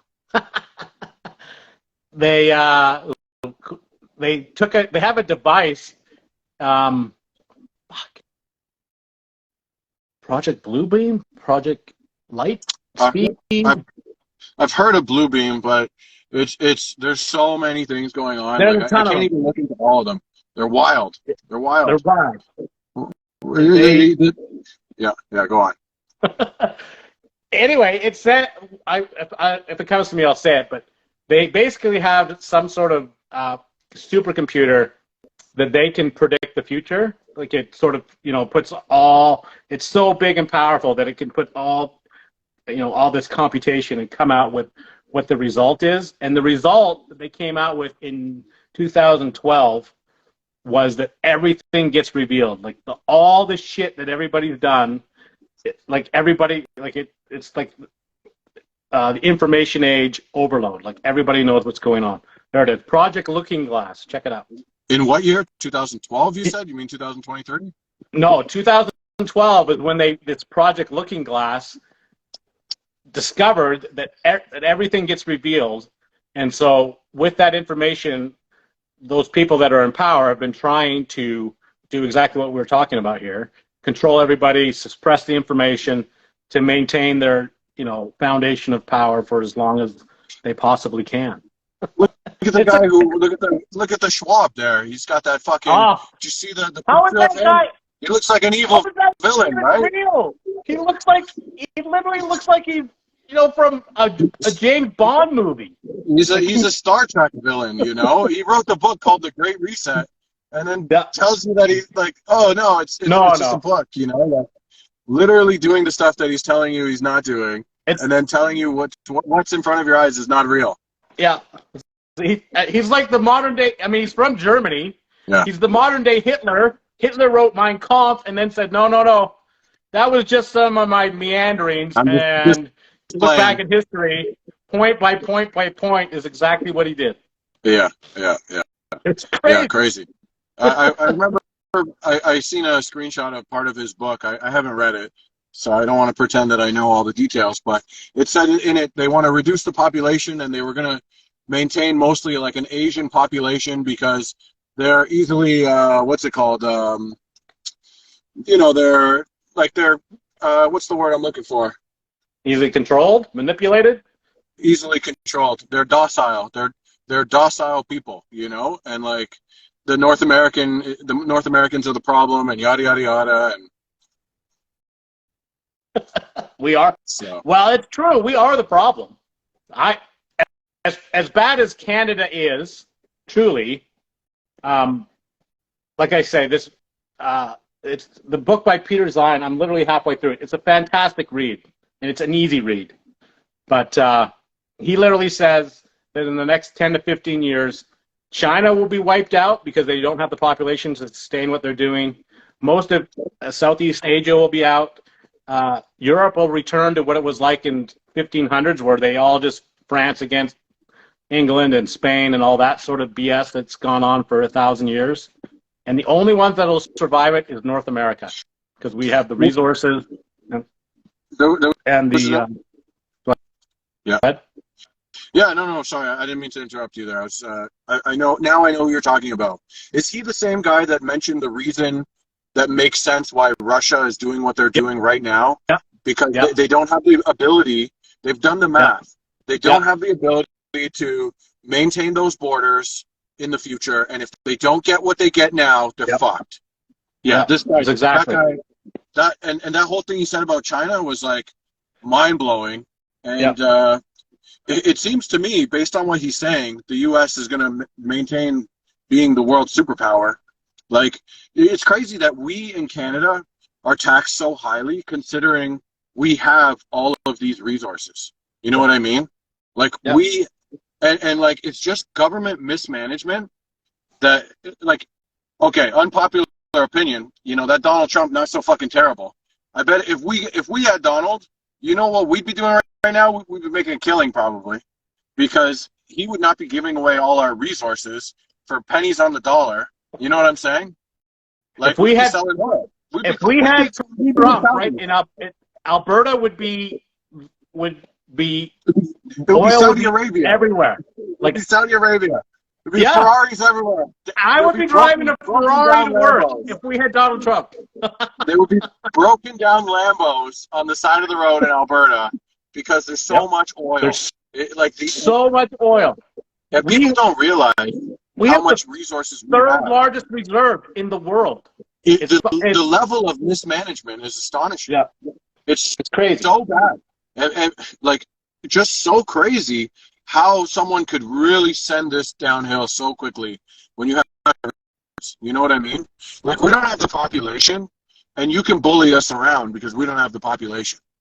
But I'm pretty sure in the Middle East, the Saudis, they don't have the fucking population either. They don't have the population either. And they what- just didn't mismanage the whole fucking financial aspect of it. Wow. And now their people are living good. The interesting thing about that, and this Peter Zion goes into it, I'm not, like you say, I'm obviously reading the book, but he said that because the United States naval armed forces are 10 times more superior than all the rest of the world combined, that they're able to patrol that Persian Gulf. And because it's so easy to launder money out of the Persian Gulf, like with Saudi Arabia, like if I show up there and say, I'm going to buy, $100 billion worth of oil from you, and you're going to kick back into my, Cayman Islands fund, 10 billion of that, and the rest of it, you can keep and do whatever the hell you want with. It's easy for them to do that. Oh, look at the first of all, let me preface this by saying any war is awful and the loss of human life is awful and the people are innocent. You know what I mean? We're like you and I going to war. We didn't do nothing. We're not bad guys. Yeah. But we've been brought to war by politics, right? Yeah. Look at what they did with the crypto market, with the FTX, the liberals, what they call them, the Democrats, and Ukraine. So quickly. FTX the Americans sponsors the World Series. And 2 Americans days after the World money. Series was over, it's done. The Americans send the money as aid to Ukraine. Ukraine sends the money to FTX. Yeah. FTX launders the money to the Democratic Party. Like, come the fuck on. How are these not the biggest stories on the planet? And it's because of like they run the shit. They run the shit. That's all there is to it. It's not run by our people, Bob. It's not our people. No. It's the other people. They run the shit. And they're going to keep running the shit because nobody's giving up power. Nobody's giving that up. Did you see the one with JFK, how he got shot in the limo? And I was watching, they're saying now that, was it the CIA or the FBI did it? FBI. It came out. The FBI had him killed. I've never seen the video where, I don't know if it's a deep fake or what, but I ain't never seen the video where the driver turns around and pops him with a fucking air gun until just now. Like, did they just make that on the green screen? Like, where did that come from? I saw the same thing. I'm like, like, nobody seen that? I got it. Like, I never seen it. I never seen it. No, me neither. But that's news to me, man. Yeah, but it's not. It's also not that surprising. I read one the other day. I think it was in Michigan that a bunch of Marines killed some FBI agents who were trying to sabotage a substation, an electrical substation. And the article said that the FBI agents were now, air quotes, rogue. They were rogue agents. Oh, yeah. Yeah. Can you believe that? I don't know if here's the latest one. We were talking about the train there for a second. Did you know that the CDC changed the toxicity level of vinyl chloride from a level 4 poisonous gas to a level 2 poisonous gas 11 days before the train wreck in Ohio? Ohio, that place, East Palestine, was where they were doing the free digital ID Yeah. health thing, Yeah. and they made a movie about this shit happening not too long ago. There was a movie about the train derailment and the stuff going off. It just came Like, out. It's called White Noise or something. It just came out on Netflix. they even made the movie about the airplanes hitting the Twin Towers. Yeah. And to this fucking day, Bob, you cannot fucking tell me that the Twin Towers was not a controlled demolition. Can't. Do not fucking tell me that there is any jet fuel that's melting these fucking beams and bringing down this building. Get the fuck out of here. I actually had to catch myself because I was in a conversation with family members that I respect deeply, where I had to just stop because like they were like, yeah, no, it's not a conspiracy. And I'm like, you really think that the metal structure of this building was compromised by that airplane made out of aluminum? Like that You like, see, that like you see what happens to an airplane when it hits a bird, right? It hits a seagull. Yeah. It puts a hole in it the size of your head. It's not a missile filled with fucking a nuke. It's this. It looks like this, and there's seats in it. You know, like that took down the building. Like, come on. And the guy who bought the building like an hour before, he bought the building, and then like not long after, he took out special terrorist attack insurance. Yeah. And then coincidentally, his whole family didn't show up to work that day. Yeah, they canceled all their meetings that day. And I'm the crazy one. I'm the crazy one. You know, I'm the crazy one. Come on. No. Wow. Did you know who went into business with George Bush Jr., George W. Bush, who funded his very first oil company? Can you guess? Bin Laden, maybe? Yeah, the Bin Laden family. Oh, great. Do you know who fixed the terrorist attack in what was the one with Timothy McVeigh? Is that Tennessee or something? Oklahoma. Guess who fixed that building? One of their contractors. The Bin Laden construction company. It's like, it's so in your face. The audacity of the things they do are so in your fucking face that like it's hard to believe that they're doing it. It's so in your face. Yeah. And like I'm looking at this stuff and I'm thinking like, does anyone else see this right now? Like is anyone else looking at this? Like nobody sees it. And you know what? If you just talk about it too much, it just upsets people around you. It does. You know what I mean? Yeah. Really, nothing good comes from it. It's fun, it's tough, and it's informative, I think, to do a couple of those deep dives every once in a while. But if it becomes your life, then you become paralyzed to mow your own grass. You know what I mean? Okay. You want to talk about paralysis right now? Let me tell you. So, if you want to go down a rabbit hole right now, there's this guy on Twitter. I forget his name. He's got like 20,000 followers. He's like the earthquake specialist, okay? All he does is study tectonic plates. Yeah. And there's another guy who's more famous than him. And like this guy, he's like the top 6 in that business of like people followed on Twitter for seismic action. This guy is calling out motherfucking earthquake locations and levels of seismic activity that is happening and is about to happen. He's calling it out. And he's not always right on with his dates. He's like in this time frame. And then boom, it's happening. He calls it the Culebra event. And it is like the earthquake that is going to rock the world. And he was actually saying that it was going to happen at the end of 2022. And I almost didn't go to Mexico with my family. I wasn't going to let my kids go because of this thing. I was like, it was a real thing. I was like, fuck, what if this actually happens while I'm there? Like, you're toast. Yeah. And now, at the end of 2023, I'm supposed to go to Japan. and I'm like, I'm not going. I'm not going. Like, I'm not risking it. Like, I won't. I'm not going anywhere that isn't like mainland. Like the closest I'm getting to water is fucking Florida, and that's it. But like, I don't. You follow this guy, and you see how on he is. You see how on he is, and you'd be like terrifying, isn't it? Like it's like terrifying. The weather altering technology that they have, or the catastrophe causing technology that they have, is like I don't think we even have the slightest idea what they could actually do with this the technology.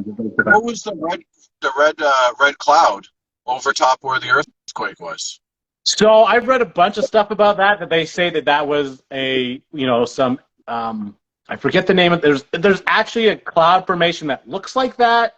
Here's the explanation I heard, which whether you believe it or not, it's a normal cloud formation taken at sunset at a particular angle to make it look super ominous. But there's always 2 days later, there's a massive earthquake in the middle of they always have an explanation, right? They always have an explanation. Always have one, right? And it like, but nobody's ever seen this shit until just now. Yeah. Like, I ain't seen this before. Like, show me one from 10 years ago. Like, where? Show it to me. I agree with you. Like, that's what I said. The guy's like, no, this is because I honestly try. Like, I say some crazy crap on this forum and spout off whatever, but I do try and take a measured approach and say, all right, I'm not going to believe everything that just sort of shows up on my feed. I'm going to do some digging and see. There's got to be a Google explanation for this or whatever, and see if that makes sense to me or not. But it's you know what else is crazy? You know what else is crazy? The people that will create the disinformation. Okay. Yeah. How shit is your life that you're just sitting around making shit up? How awful is your fucking reality? And like, could you imagine being one of like a crisis actor that has like makes it look like you've been shot up from some terrible tragic event to spin the narrative, and then you go home and you gotta feed your kids, I guess. I mean, I don't know. Do you even have families?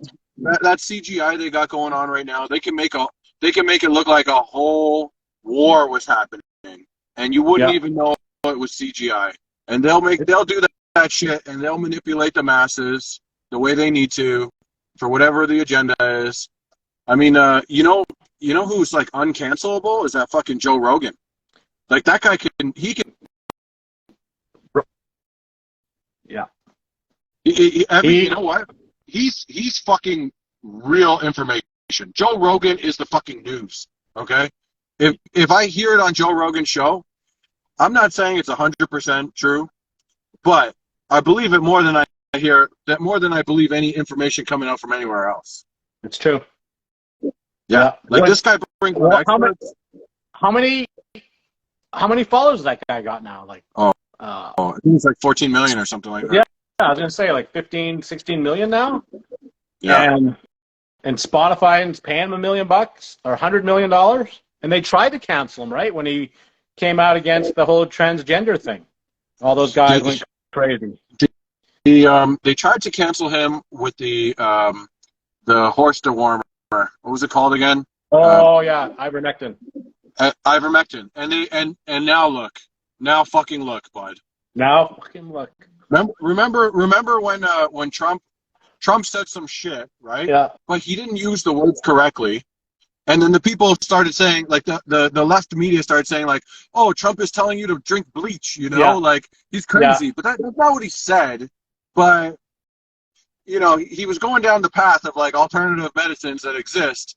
What's that say? Rogan knows what's up, but rides the fence. I don't know what that means. I'm assuming it's satire. But, no, I think he's, I've listened to quite a few of his podcasts, and I do think he tries to play both sides of it. You know what I mean? And not from a devil's advocate. Maybe it's from a devil's advocate point of view, but he just wants to be fair and say, listen, kind of like what I just did with that cloud. I'm like, okay, well, supposedly this is a cloud that can form, and if you take it at sunrise at this angle, it'll look like that. I'm like, okay, but this is also a weather creating pattern that we've seen the technology for here, here, and here, and 3 days later we have a massive earthquake. Well, so you have the ability to think for yourself, right?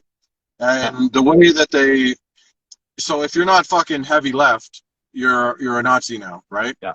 And you're far right. Everything is far right. If you're not like completely brainwashed, you're far right. And there are people on both sides. Is that Ukraine is literally, they're Nazis. Like we're funding Nazis right now, and all those leftists don't know it. Like they think they're fighting the good fight. No, you're funding the Nazis because they hate the communists. I like it when people put the flags in their shit, on their profiles and stuff, and and then did you see that video of like when white women put the Ukraine flag in their profile, and then all the videos, it's like a reverse video, like the buildings rebuild themselves. They're like a bunch of collapsed buildings, and they just come back up because of all the white women who put the thing in their. Oh my gosh, yeah. I have not seen that one, but if you, that's coming out. People will come after you. That's all there is to it. Did you see that one of the high up officials? She was a woman. They showed her like 2 years ago, and then this year after they got all the money, and she's got new bolt-ons, man. Like she's rocking them out. Yeah. She's probably got an OnlyFans. Shit. Oh, it's a mad world, and it's only getting madder, I'm afraid. Yeah. You got to feel for the people, though, right? Like I know some Ukrainian dudes. You feel terrible for those people. Like are you guys getting refugees now? Where, in Toronto? Yeah. I don't know, but apparently they need somewhere to live, and not just Ukrainian refugees, but refugees from everywhere. They need somewhere to live. I don't know how they're going to afford to live here, because I know people who've been working here making six figures who can't afford to live here. Yeah. So, someone said 4 kids. No doubt. The kids, it's the most. I've seen this video of them pulling this fucking baby out of the rubble in Turkey. Yeah. Oh my God, it broke my heart. I had to put the mute button on this dude on Twitter whose son passed away, and they have no answer for why his 17-year-old died, and he's constantly posting pictures of his son and him in these happy moments, and it breaks my fucking heart that I couldn't block the guy, but I had to mute him on Twitter because I can't carry all that weight of everyone's sadness. Yeah. It is so awful anytime there's children involved. It is it absolutely breaks my heart. I have sympathy and empathy for adults too, but when it comes to the children, it just kills me. I cannot. Sometimes people start telling me stuff, and they're about to tell me a story. Like the other day, my wife's friend was over, and she's a teacher, and she was about to tell me a story. I'm like, does it have anything to do with children? And she's like, no. I'm like, okay, tell me the story. Because I can't stand to hear it, because it just brings me down. I am actually, in the perfect world, we're unaffected by people's comments and people's actions. We're unaffected if we're perfect. But I truly am affected by negative stories about children. It affects me. And I learned that about myself, that I have to try to fix the algorithm on my technology to get me away from that. Yeah. My Instagram is plumbing, is V8 engines, watches, cigars, cooking, sports, the wholesome man I am,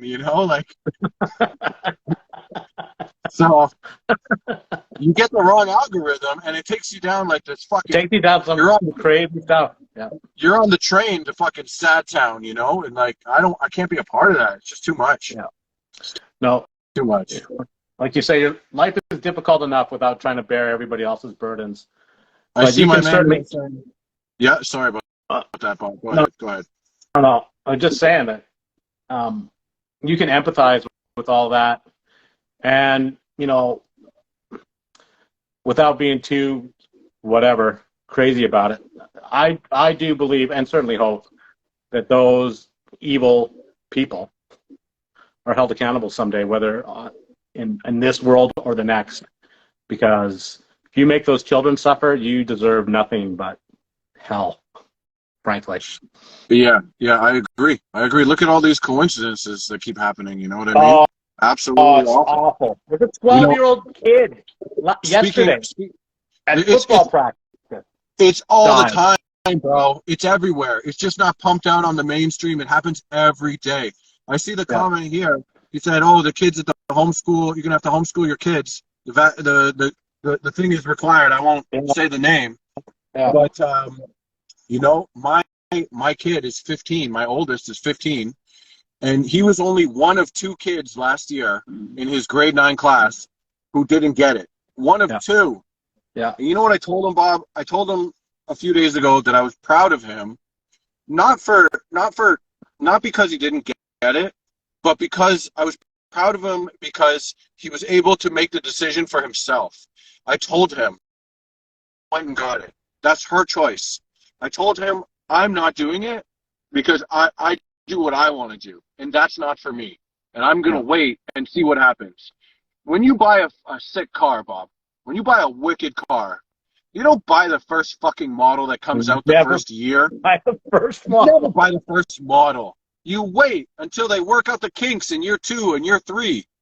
Then now it looks good. Everything's working out good. Now you go for it. Yeah. You don't buy the first Tesla. You don't buy the first year of that Corvette model. You don't buy that. You wait. And it's only 2 kids, bro. Can you believe that? That's where the PSYOP is at. Only 2 kids in his entire grade 9 class didn't get it. Only 2. Crazy. My daughter, who plays for the college basketball, she was the only one out of all the sports teams that play there that did not get the jab, and they kicked her out halfway through the season because they put the cutoff January 1st and said, if you don't have it by then, you're out. And the pressure that she was under to take that was it was incredible. Everybody was telling her that she was stupid for not taking it. Out of all those kids, time reveals all. Well, 2 of them can't play anymore because they have heart issues now. Out of nowhere. 22-year-old girls, athletes that can't play, they can't stress their heart out because, it must have been a cold or pneumonia or we're not sure what it is. They got hit by global warming, bud. Yeah. It's insane. By global warming. She couldn't be happier now, but I can assure you there was days and days and days of tears because they were kicking her off and she was the best player on the team, leading the entire province in scoring, and they're like, nope, unless you get it, you're out. That's the PSYOP, bud. Did she end up getting it? Yeah. Nope. Never got it. Yeah. And you know what? Time reveals all. I always say it. Time reveals all. Let life happen, and we're gonna see what's there at the end. You know what I mean? Yeah. And we're gonna find out. And I think we've been finding out, but they won't post it on the TV. And the boomers don't want to hear it. What you see, where you get all the information from. If it's not on fucking CNN, they don't believe it. Yeah. You know what I mean? Right. So you can't convince them of nothing. God love them, but my own dad was telling me to get the vax, and I'm like, listen, you're old. Like, do what you got to do. I think you should get it. You're over 65. Like, I think you should. Yeah. But like me personally, like that's just not for me. I'm 35 years old. I'm at the gym twice a week. Like, I'm not jacked and I'm not super fit, but like I eat healthy. My brain is working. My body works. Yeah. Like I had COVID twice. I had the long COVID, Bob, where you like can't taste and you can't smell. I had it for almost 2 months. It really? Sucked. Yeah, it was terrible. But like, would I shut down the economy for it? Like, no. My son has been waiting for a surgery. My little guy has been waiting for a surgery at Sick Kids Hospital in Toronto for 3 fucking years. 3 years. A child can't get a surgery. And listen, I don't know the most respectful way to say this, but I'm not poor, Bob. Yeah. I can go to the States and pay for it, but I can't fucking get in. Yeah. No, it's horrific what they did. Absolutely horrific. And I hope there's a price that they have to pay. All those politicians and all those medical doctors that were paid off to push that message as hard as they did. So yeah, they won't. They won't. It's too deep. It's too fucking deep. They won't. They won't here, but they will somewhere. If you believe that there is a next level, and if you believe all this stuff, which I am inclined to believe, I hope they pay, because like I've been a good dude for a long fucking time, and I'm pretty sure when I get there, I'm gonna roll up, and they're gonna be like, "Hey man, you were a good dude. Welcome to the good life," you know. And I would hope that all these years of good deeds, treating people right, doing the right thing, living the right way, you know, being a positive impact on society, raising children who will be a positive impact on society, will be the fucking token that I hand in to get me into the VIP club. Yeah. And those who did not, I mean, I don't wish bad on anyone, but fuck, I hope we ain't at the same bar up there. You know, I hope I got the premium liquor and they don't. You know, and whatever your you know, nuanced belief system is, it doesn't matter to me. If you're doing what we've just been talking about, if you're looking after yourself and your kids and doing everything you can that's within your power to do, then that's all that matters. If you're out there, you know, knowingly taking bribes to pass on stuff that you don't necessarily believe in, then you deserve, you know, you deserve hell, as far as I'm concerned. Yeah. Because you're put in a position of trust and a position of respect, and if you abuse that, that's my biggest challenge as a father of 5, as a plumber that's been doing it for 40 years, that you got to be a little bit careful what you say in those circumstances, because people trust what you say. Yeah. And respect what you say. And if you abuse that, then you're a twat, as far as I'm concerned. The ultimate life currency amongst men, real men, and that's not a gender thing. What I mean is, amongst honorable humans, the ultimate currency amongst honorable humans is your integrity, is your word. To follow. All you got, man. Yeah. That's it. If you don't have that, you don't have fuck all. You're nothing. You're nothing without that. That's the currency. And then the greatest thing is to raise great children. Like, it's my fucking duty to make the best man I can make. Now, don't get me wrong. You could be a great dad, and you could do everything for your kids, and you can lead them in the right direction. You could teach them, and they can still be huge fuck ups. You know what I mean? Yeah. They can still be awful. It is what it is. But like, I think for me, the ultimate victory in my life, what would satisfy me the most, is to just raise wonderful sons. And if I had daughters too, to just be the top quality human beings. When my teenager recently failed grade 10 history, okay? Ironically, I also failed grade 10 history. So when the teacher called me to tell me that, I wasn't surprised, but I asked him, I'm like, how was his behavior? Like, how did he behave in class? And the teacher said, gentleman, no trouble, always paying attention, he wasn't on his phone, nothing but good things. And I prioritize your how you behave as a man far greater than I prioritize what your marks are in high school. Yeah. Like, you don't have to have great marks in high school to be a millionaire. Okay? That's all there is to it. True. But I do bribe him to get good marks in school. I do bribe him, and fuck, it doesn't seem to work, but I try, you know, like, I try and bribe him because I don't want him to close doors. You know what I mean, Bob? I don't want him to have to be a plumber. Like, you shouldn't have to be plumbing like I have to be a plumber. You know what I mean? Like, I have to. It is what it is. Like, it's too late for me to go back and do something else. It worked out great for me. Yeah. And I think when my son sees, like, how I'm living, like, we're living a good life. My son has his own washroom, Bob.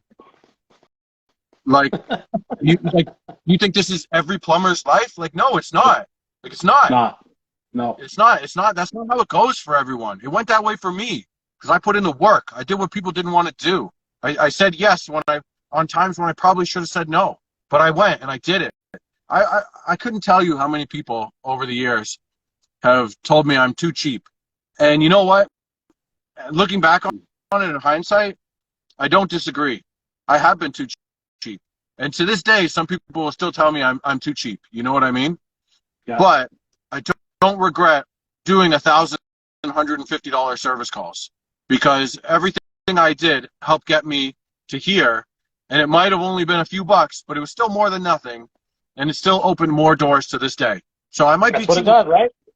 Yeah. And I always joke around, you know, I can't hear you over the rumble of the Harley. And when the fucking windows go up on the Corvette, the tint's too fucking dark to see you. So it's true. I've been too cheap for a long time, but I'm doing something right here. You know what I mean? So everybody has their own journey. If you can get all that work that pays a ton, sorry, I have to, what did that say? Someone disagreed with me? How dare you? Sorry, I have to disagree. Fuck that. I would love for my kids to be plumbers. Oh, okay. I can live with that. He would love for his kid to be plumbers. Hey, there's nothing wrong with the plum game. There's nothing wrong with it. But all I'm saying is don't let your kids fuck the dog in high school and close all of the doors. Because I met many dudes who came and couldn't fucking hack it in the trade. You know, so these kids that think like, oh, I'm going to be a plumber like my dad and everything's going to work out. He might get here and not fucking like it and then be miserable and realize, oh shit, like my high school marks weren't good enough to go to anywhere. And now I'm like kind of stuck, you know, like that's, you just don't want to close the doors is all I'm saying. Be a plumber. Yeah. I'm happy for you. Get paid. Yeah. Get paid. Get your money. Well, that's the secret to life, man. Right there. Get your fucking money. Well, that too. But you got to have the open doors to get it, though, right? So you got to do the shit that you don't want to do. Start opening those doors. And you know, when a door opens for you, I mean, how many times have you been called lucky in your life, Bob? So many times. A lot. I couldn't tell you. I couldn't tell you how many times people have told me I was lucky. Yeah. And a long time ago, I realized the formula for lucky. For anybody who wants to get lucky, I'm going to tell you how to do it right now. Preparation meets opportunity. You prepare, you do everything right over and over and over again, and then someday the opportunity will present itself to you. Yeah. And you must fucking seize the opportunity, and that's your fucking luck. And that's it. It was hard work coinciding with some good timing because I had already put myself in a position. You know, when you hear about people pricing these big ass jobs, oh, I want to do buildings. I want to price fucking buildings. Go for it. But you're not getting the job because you haven't done the prep. You haven't done the start of it where you've done 70 fucking houses this month and you got fucking 30 guys working for you. Like, you haven't done that. Like, the opportunity doesn't present itself to you because you're not that fucking guy. Like, you're just not that guy, you know? I'm not that guy. After 9 years, I'm not that fucking guy. And you know what I learned? I don't want to be that guy because I've had some good role models in my life.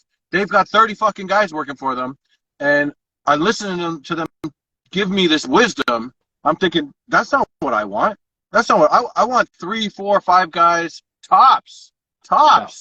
Yeah. Because right now there's only 2 of us right now. In the least people I've had in years is 2, and I hope to get back to 4 someday.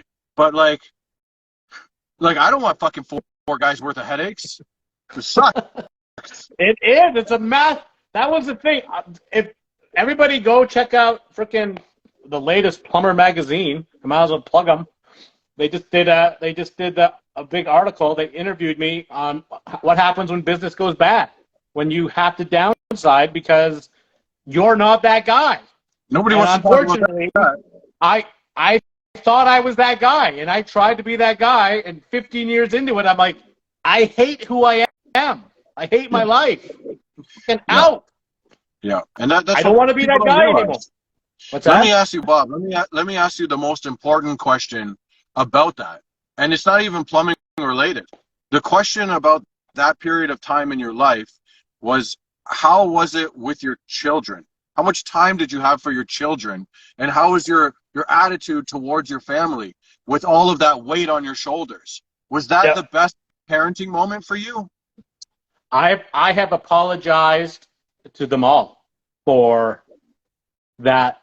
You know, I would say probably 5 or 6 years where I was like, this is what I need. And once I get over this hump, then I can spend all the time with my kids and I can do all the stuff I want to do. But it just, like, the goalposts keep moving because you're never quite there.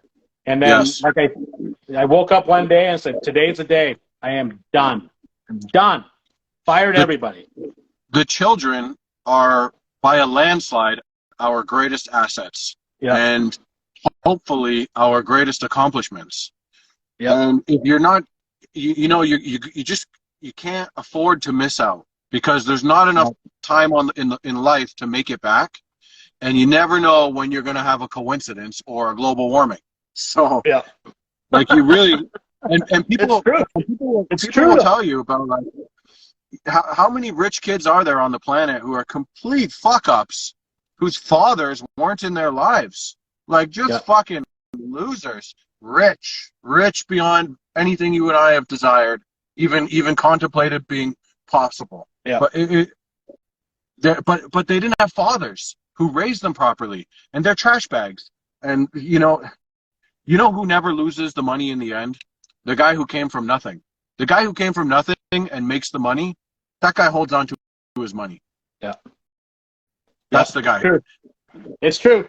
And we had a guy on here that said that you do have to sacrifice family time, but but that's the balancing act. Yeah. There's no doubt. I would like to spend more time with my kids, but when I was in the middle of all that madness, like, it was, I left at 5 o'clock in the morning and I was home at 11 o'clock at night. Like, there's no time for kids when I'm doing all that stuff. And it was awful. It was an awful path. Some people, like you say, some people are that guy. I'm not that guy. It took me, running into a few walls to figure that out. But I figured it out soon enough to save my relationship with my family, frankly. And it's never been better. I've learned from wise gentlemen like yourself, who are far wealthier than I am, who have told me, stay small. And when I say to them, like, oh, it's easy for you to say stay small from your Porsche, from your Ferrari, from your mansion. But when we get into the deeper conversations of it, which I always go deeper than the money, because in the depth of the conversation, the money is the fool's gold. The money is the distraction from the greatness, and the greatness is from within and what you give out. So when they say stay small, it's often because of their own regrets that they're harboring about not spending the most amount of time with their children. And to anyone who's going to listen to this or watch this, I'm not saying you shouldn't, go work late and get the extra fucking money, or take those calls in the week. I'm not saying you shouldn't do that. If you're not doing that, you're not doing what you're supposed to be doing. Exactly. That's what it takes. That's the next level. You know how many times I've gotten my oldest son, a ride to hockey, or a ride home from hockey, or left a hockey game halfway through to go to an emergency service call in the middle of the evening? I couldn't even tell you. But that's what it took for me to be in the position I'm in today. And I'm not in any special position, but it's better than I was before. And I had to do the dirty work to get here. And I don't regret it, but I am wise enough to learn from those who are smarter than me and wiser than I am, that I don't want to go bigger, bigger, bigger. I don't need that much money. I don't need that much. I don't need to be that special. Like, it must feel great to tell people you've got 30 guys working for you. And I I admire someone who has 30 guys working for them. But you don't hear the other side of the fucking coin. You don't hear it. The other side of the coin is not where you want to go. No. And and you only get one life. And you could chase the dollar, and I wouldn't blame anyone for chasing the dollar. I don't. I think I've learned differently now that, like, chasing my sons up the road on their fucking tricycle is what I want to chase. You know what I mean? Yeah. That's where it's at. That's my goal. That's my greatest, like you said, I'll just say it. My greatest accomplishment in my whole life are my 5 kids. I love them with inexpressible love. And I've said it before. I said it, we had a meeting the other day with some people. Anyway, I'm like, I see angels every single day because they are my children. And it's just my life is wonderful because I, took the time to be involved in their lives and make them as big a priority as I possibly could while trying to run a business on the side. There's no life balance. Like there's no, like we talked about it before. There's no self-care in it when you're in the middle of that. Like it's your kids and your job, your kids and your job, and your kids and your job. That's life. That's it. That's how it goes, right? How old are your sons? Isaiah turns 25 this year, and Pete will turn 24. So so what happened with myself and my father was that I was working for my dad when I was like up to the time I was 19, and I was always a quick learner. So I could do some of the jobs by myself at 19. I could sling cast iron in underground parking lots, connect the 90s, and run hundreds of feet of 4-inch cast iron every day. And it got to the point where, like, because I was young and obviously not so experienced, I thought, like, I wasn't making enough money. And as the children get older, you don't want to give them too much money too fast. No. But they also want to get to the money. So my question to you is, how do you find that balance now of, like, you have to teach your kids to be the best they can be at this trade, and you want to teach them everything so that they never go without, but when they get that fucking good and they're that guy, which is you, when they're you, they don't want to work for you. They want to go do their own thing, which kind of puts you behind the 8 ball where you got to go to work again, but like, so like, how do you plan to maintain this family business when your kids feel like, hey, like I want to be making good money now too. Like I feel like I should be in on this money, because there is money here. We are talking about hopefully a good chunk of change. It's got to be worth your time to run this fucking business. Yeah. And it's got to like, if you have employees, they're making money too. But like, when do you get to the point, Bob, where you're like, okay, I'm getting X amount, you're getting X amount, he's getting X amount, because it too, like, they got to live their own lives. And if you're not paying them, in a sense, you're almost holding them back. But you want to keep them here where they're safe, but you don't want to give them too fucking much. You know what I mean? This like triangle of like, it's a super it's a very interesting balance that you're talking about, that I won't lie to you, I don't think I have completely figured out. For the most part, the boys do very well. They make great money for where they're at. Pete's, because of COVID, he's not quite done his apprenticeship yet, but he will be by the end of this year. And so, like I've told both of them, and I've said on this thing before, once you become a journeyman, once you graduate school or get your ticket, you're considered a junior journeyman. And because I paid for every single thing of your life, including your school, including your van, including most of your tools, I own you for 5 years. That's what you owe me as a boss. If they agree to that, then fair is fair. If that's your agreement, then that fair is fair. But people always say the real learning doesn't start until you get licensed. You know what I mean? Yeah, that's true, right? Like, you don't. You see lots of those guys. I'm a journeyman. I'm like, that doesn't mean shit, man. You don't know anything. You know how many fucking conversations I've had with guys from Indeed looking for a fucking job who can't do fuck all, that are licensed, that are making X amount in the union, and they don't like it there anymore. Like guys Yeah. are calling me like, oh yeah, I'm looking like, because I want to do service, Bob. I do what makes me happy. I just do service. I do a little bit of renovations. Once in a while, I'll do a custom home if it pays. But like, I just want to do service because that's what I like, and I do whatever I want to do, and fuck everything else.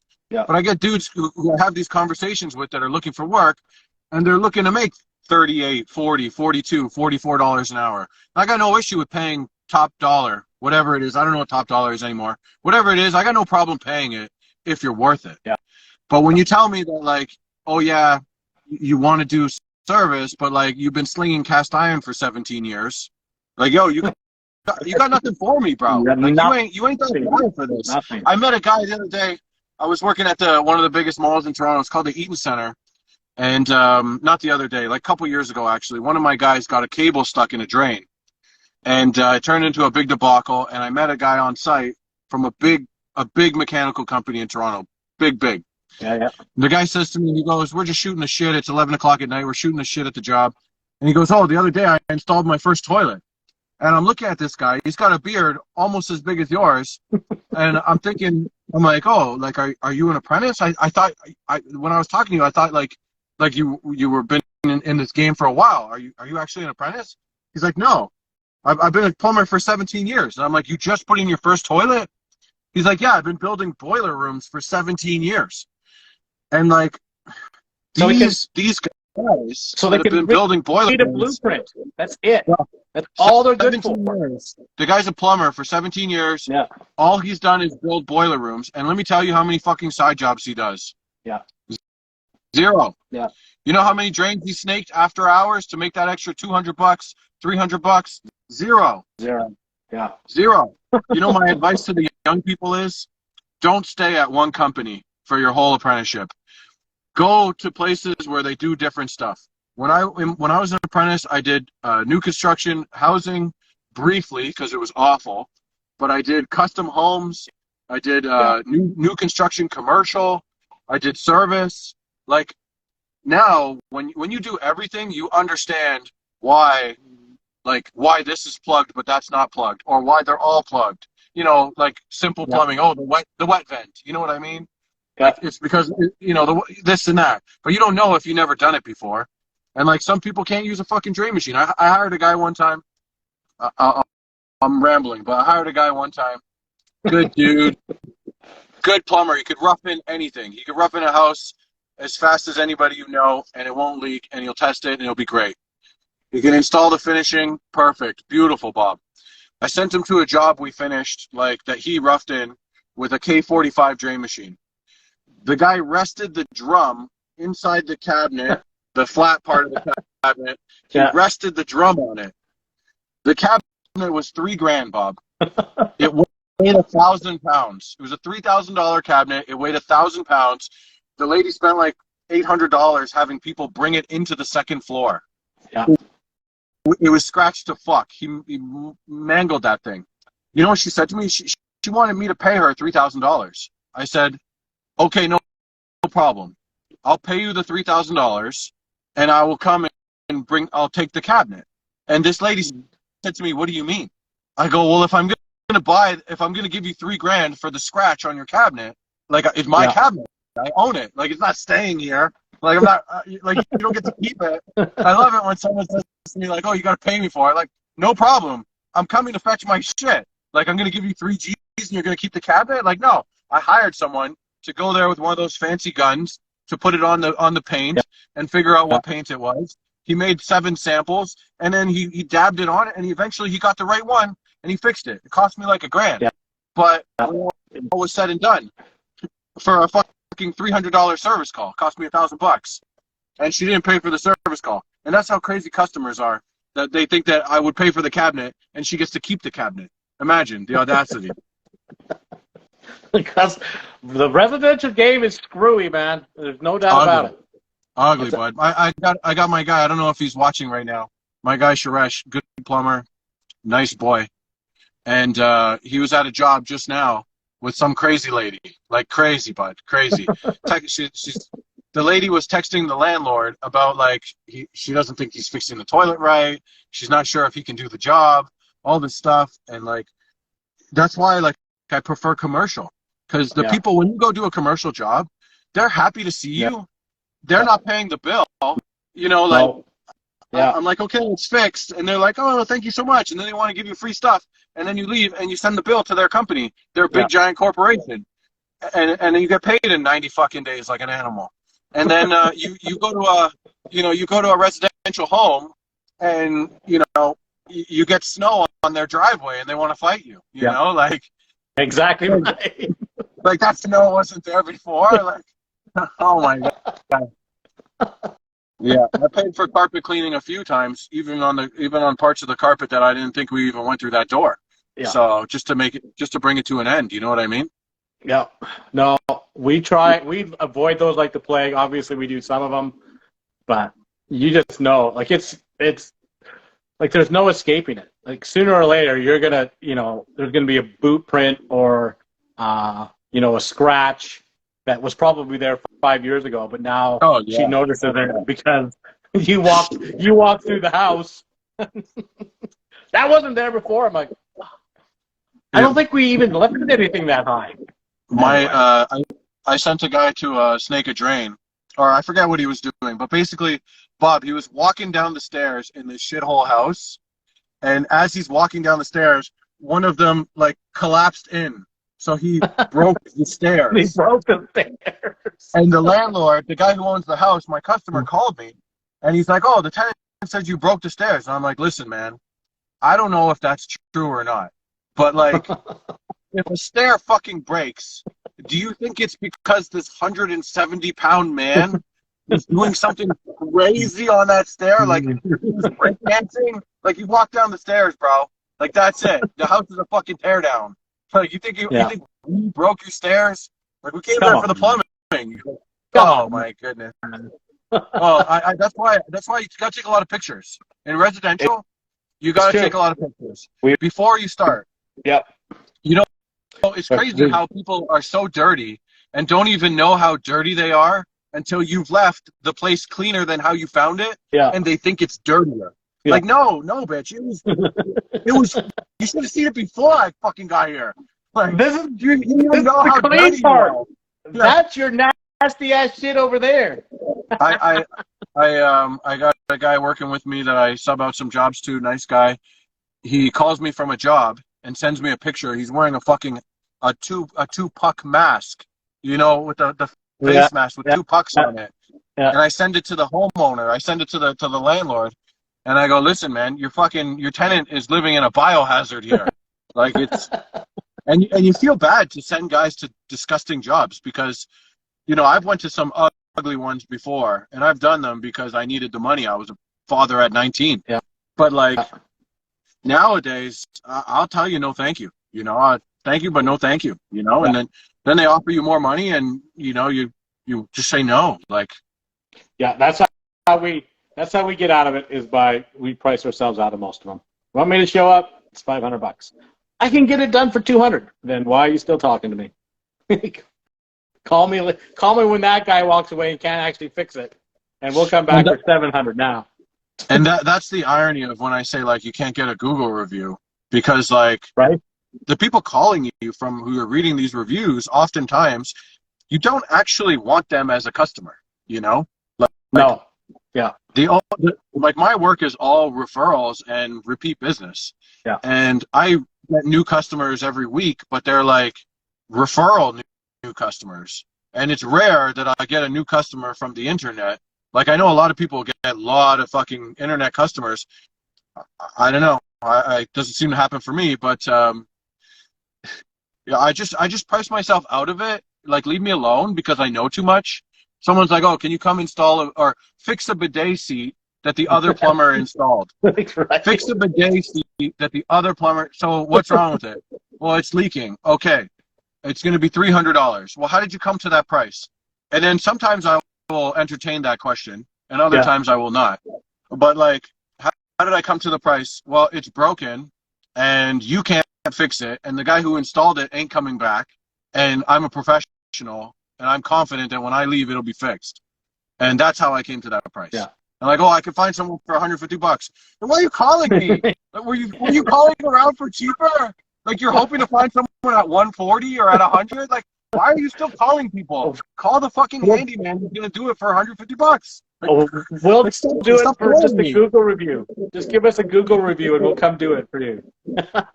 It's crazy. It's crazy how, like, I had a guy leave me a Google review after I told him how to do the plumbing over the phone for free. Yeah. And like, I've had people, like I told you, I saved that one chick 11 grand. Could not get a fucking Google review. You know, like, crazy. Well, if they're pissed at you, they'll leave a Google review. There's no doubt about that. Yeah, they absolutely will. I think I remember it was you who was saying you had like some. I think it was a former employee or something that. It was going crazy. Dirty.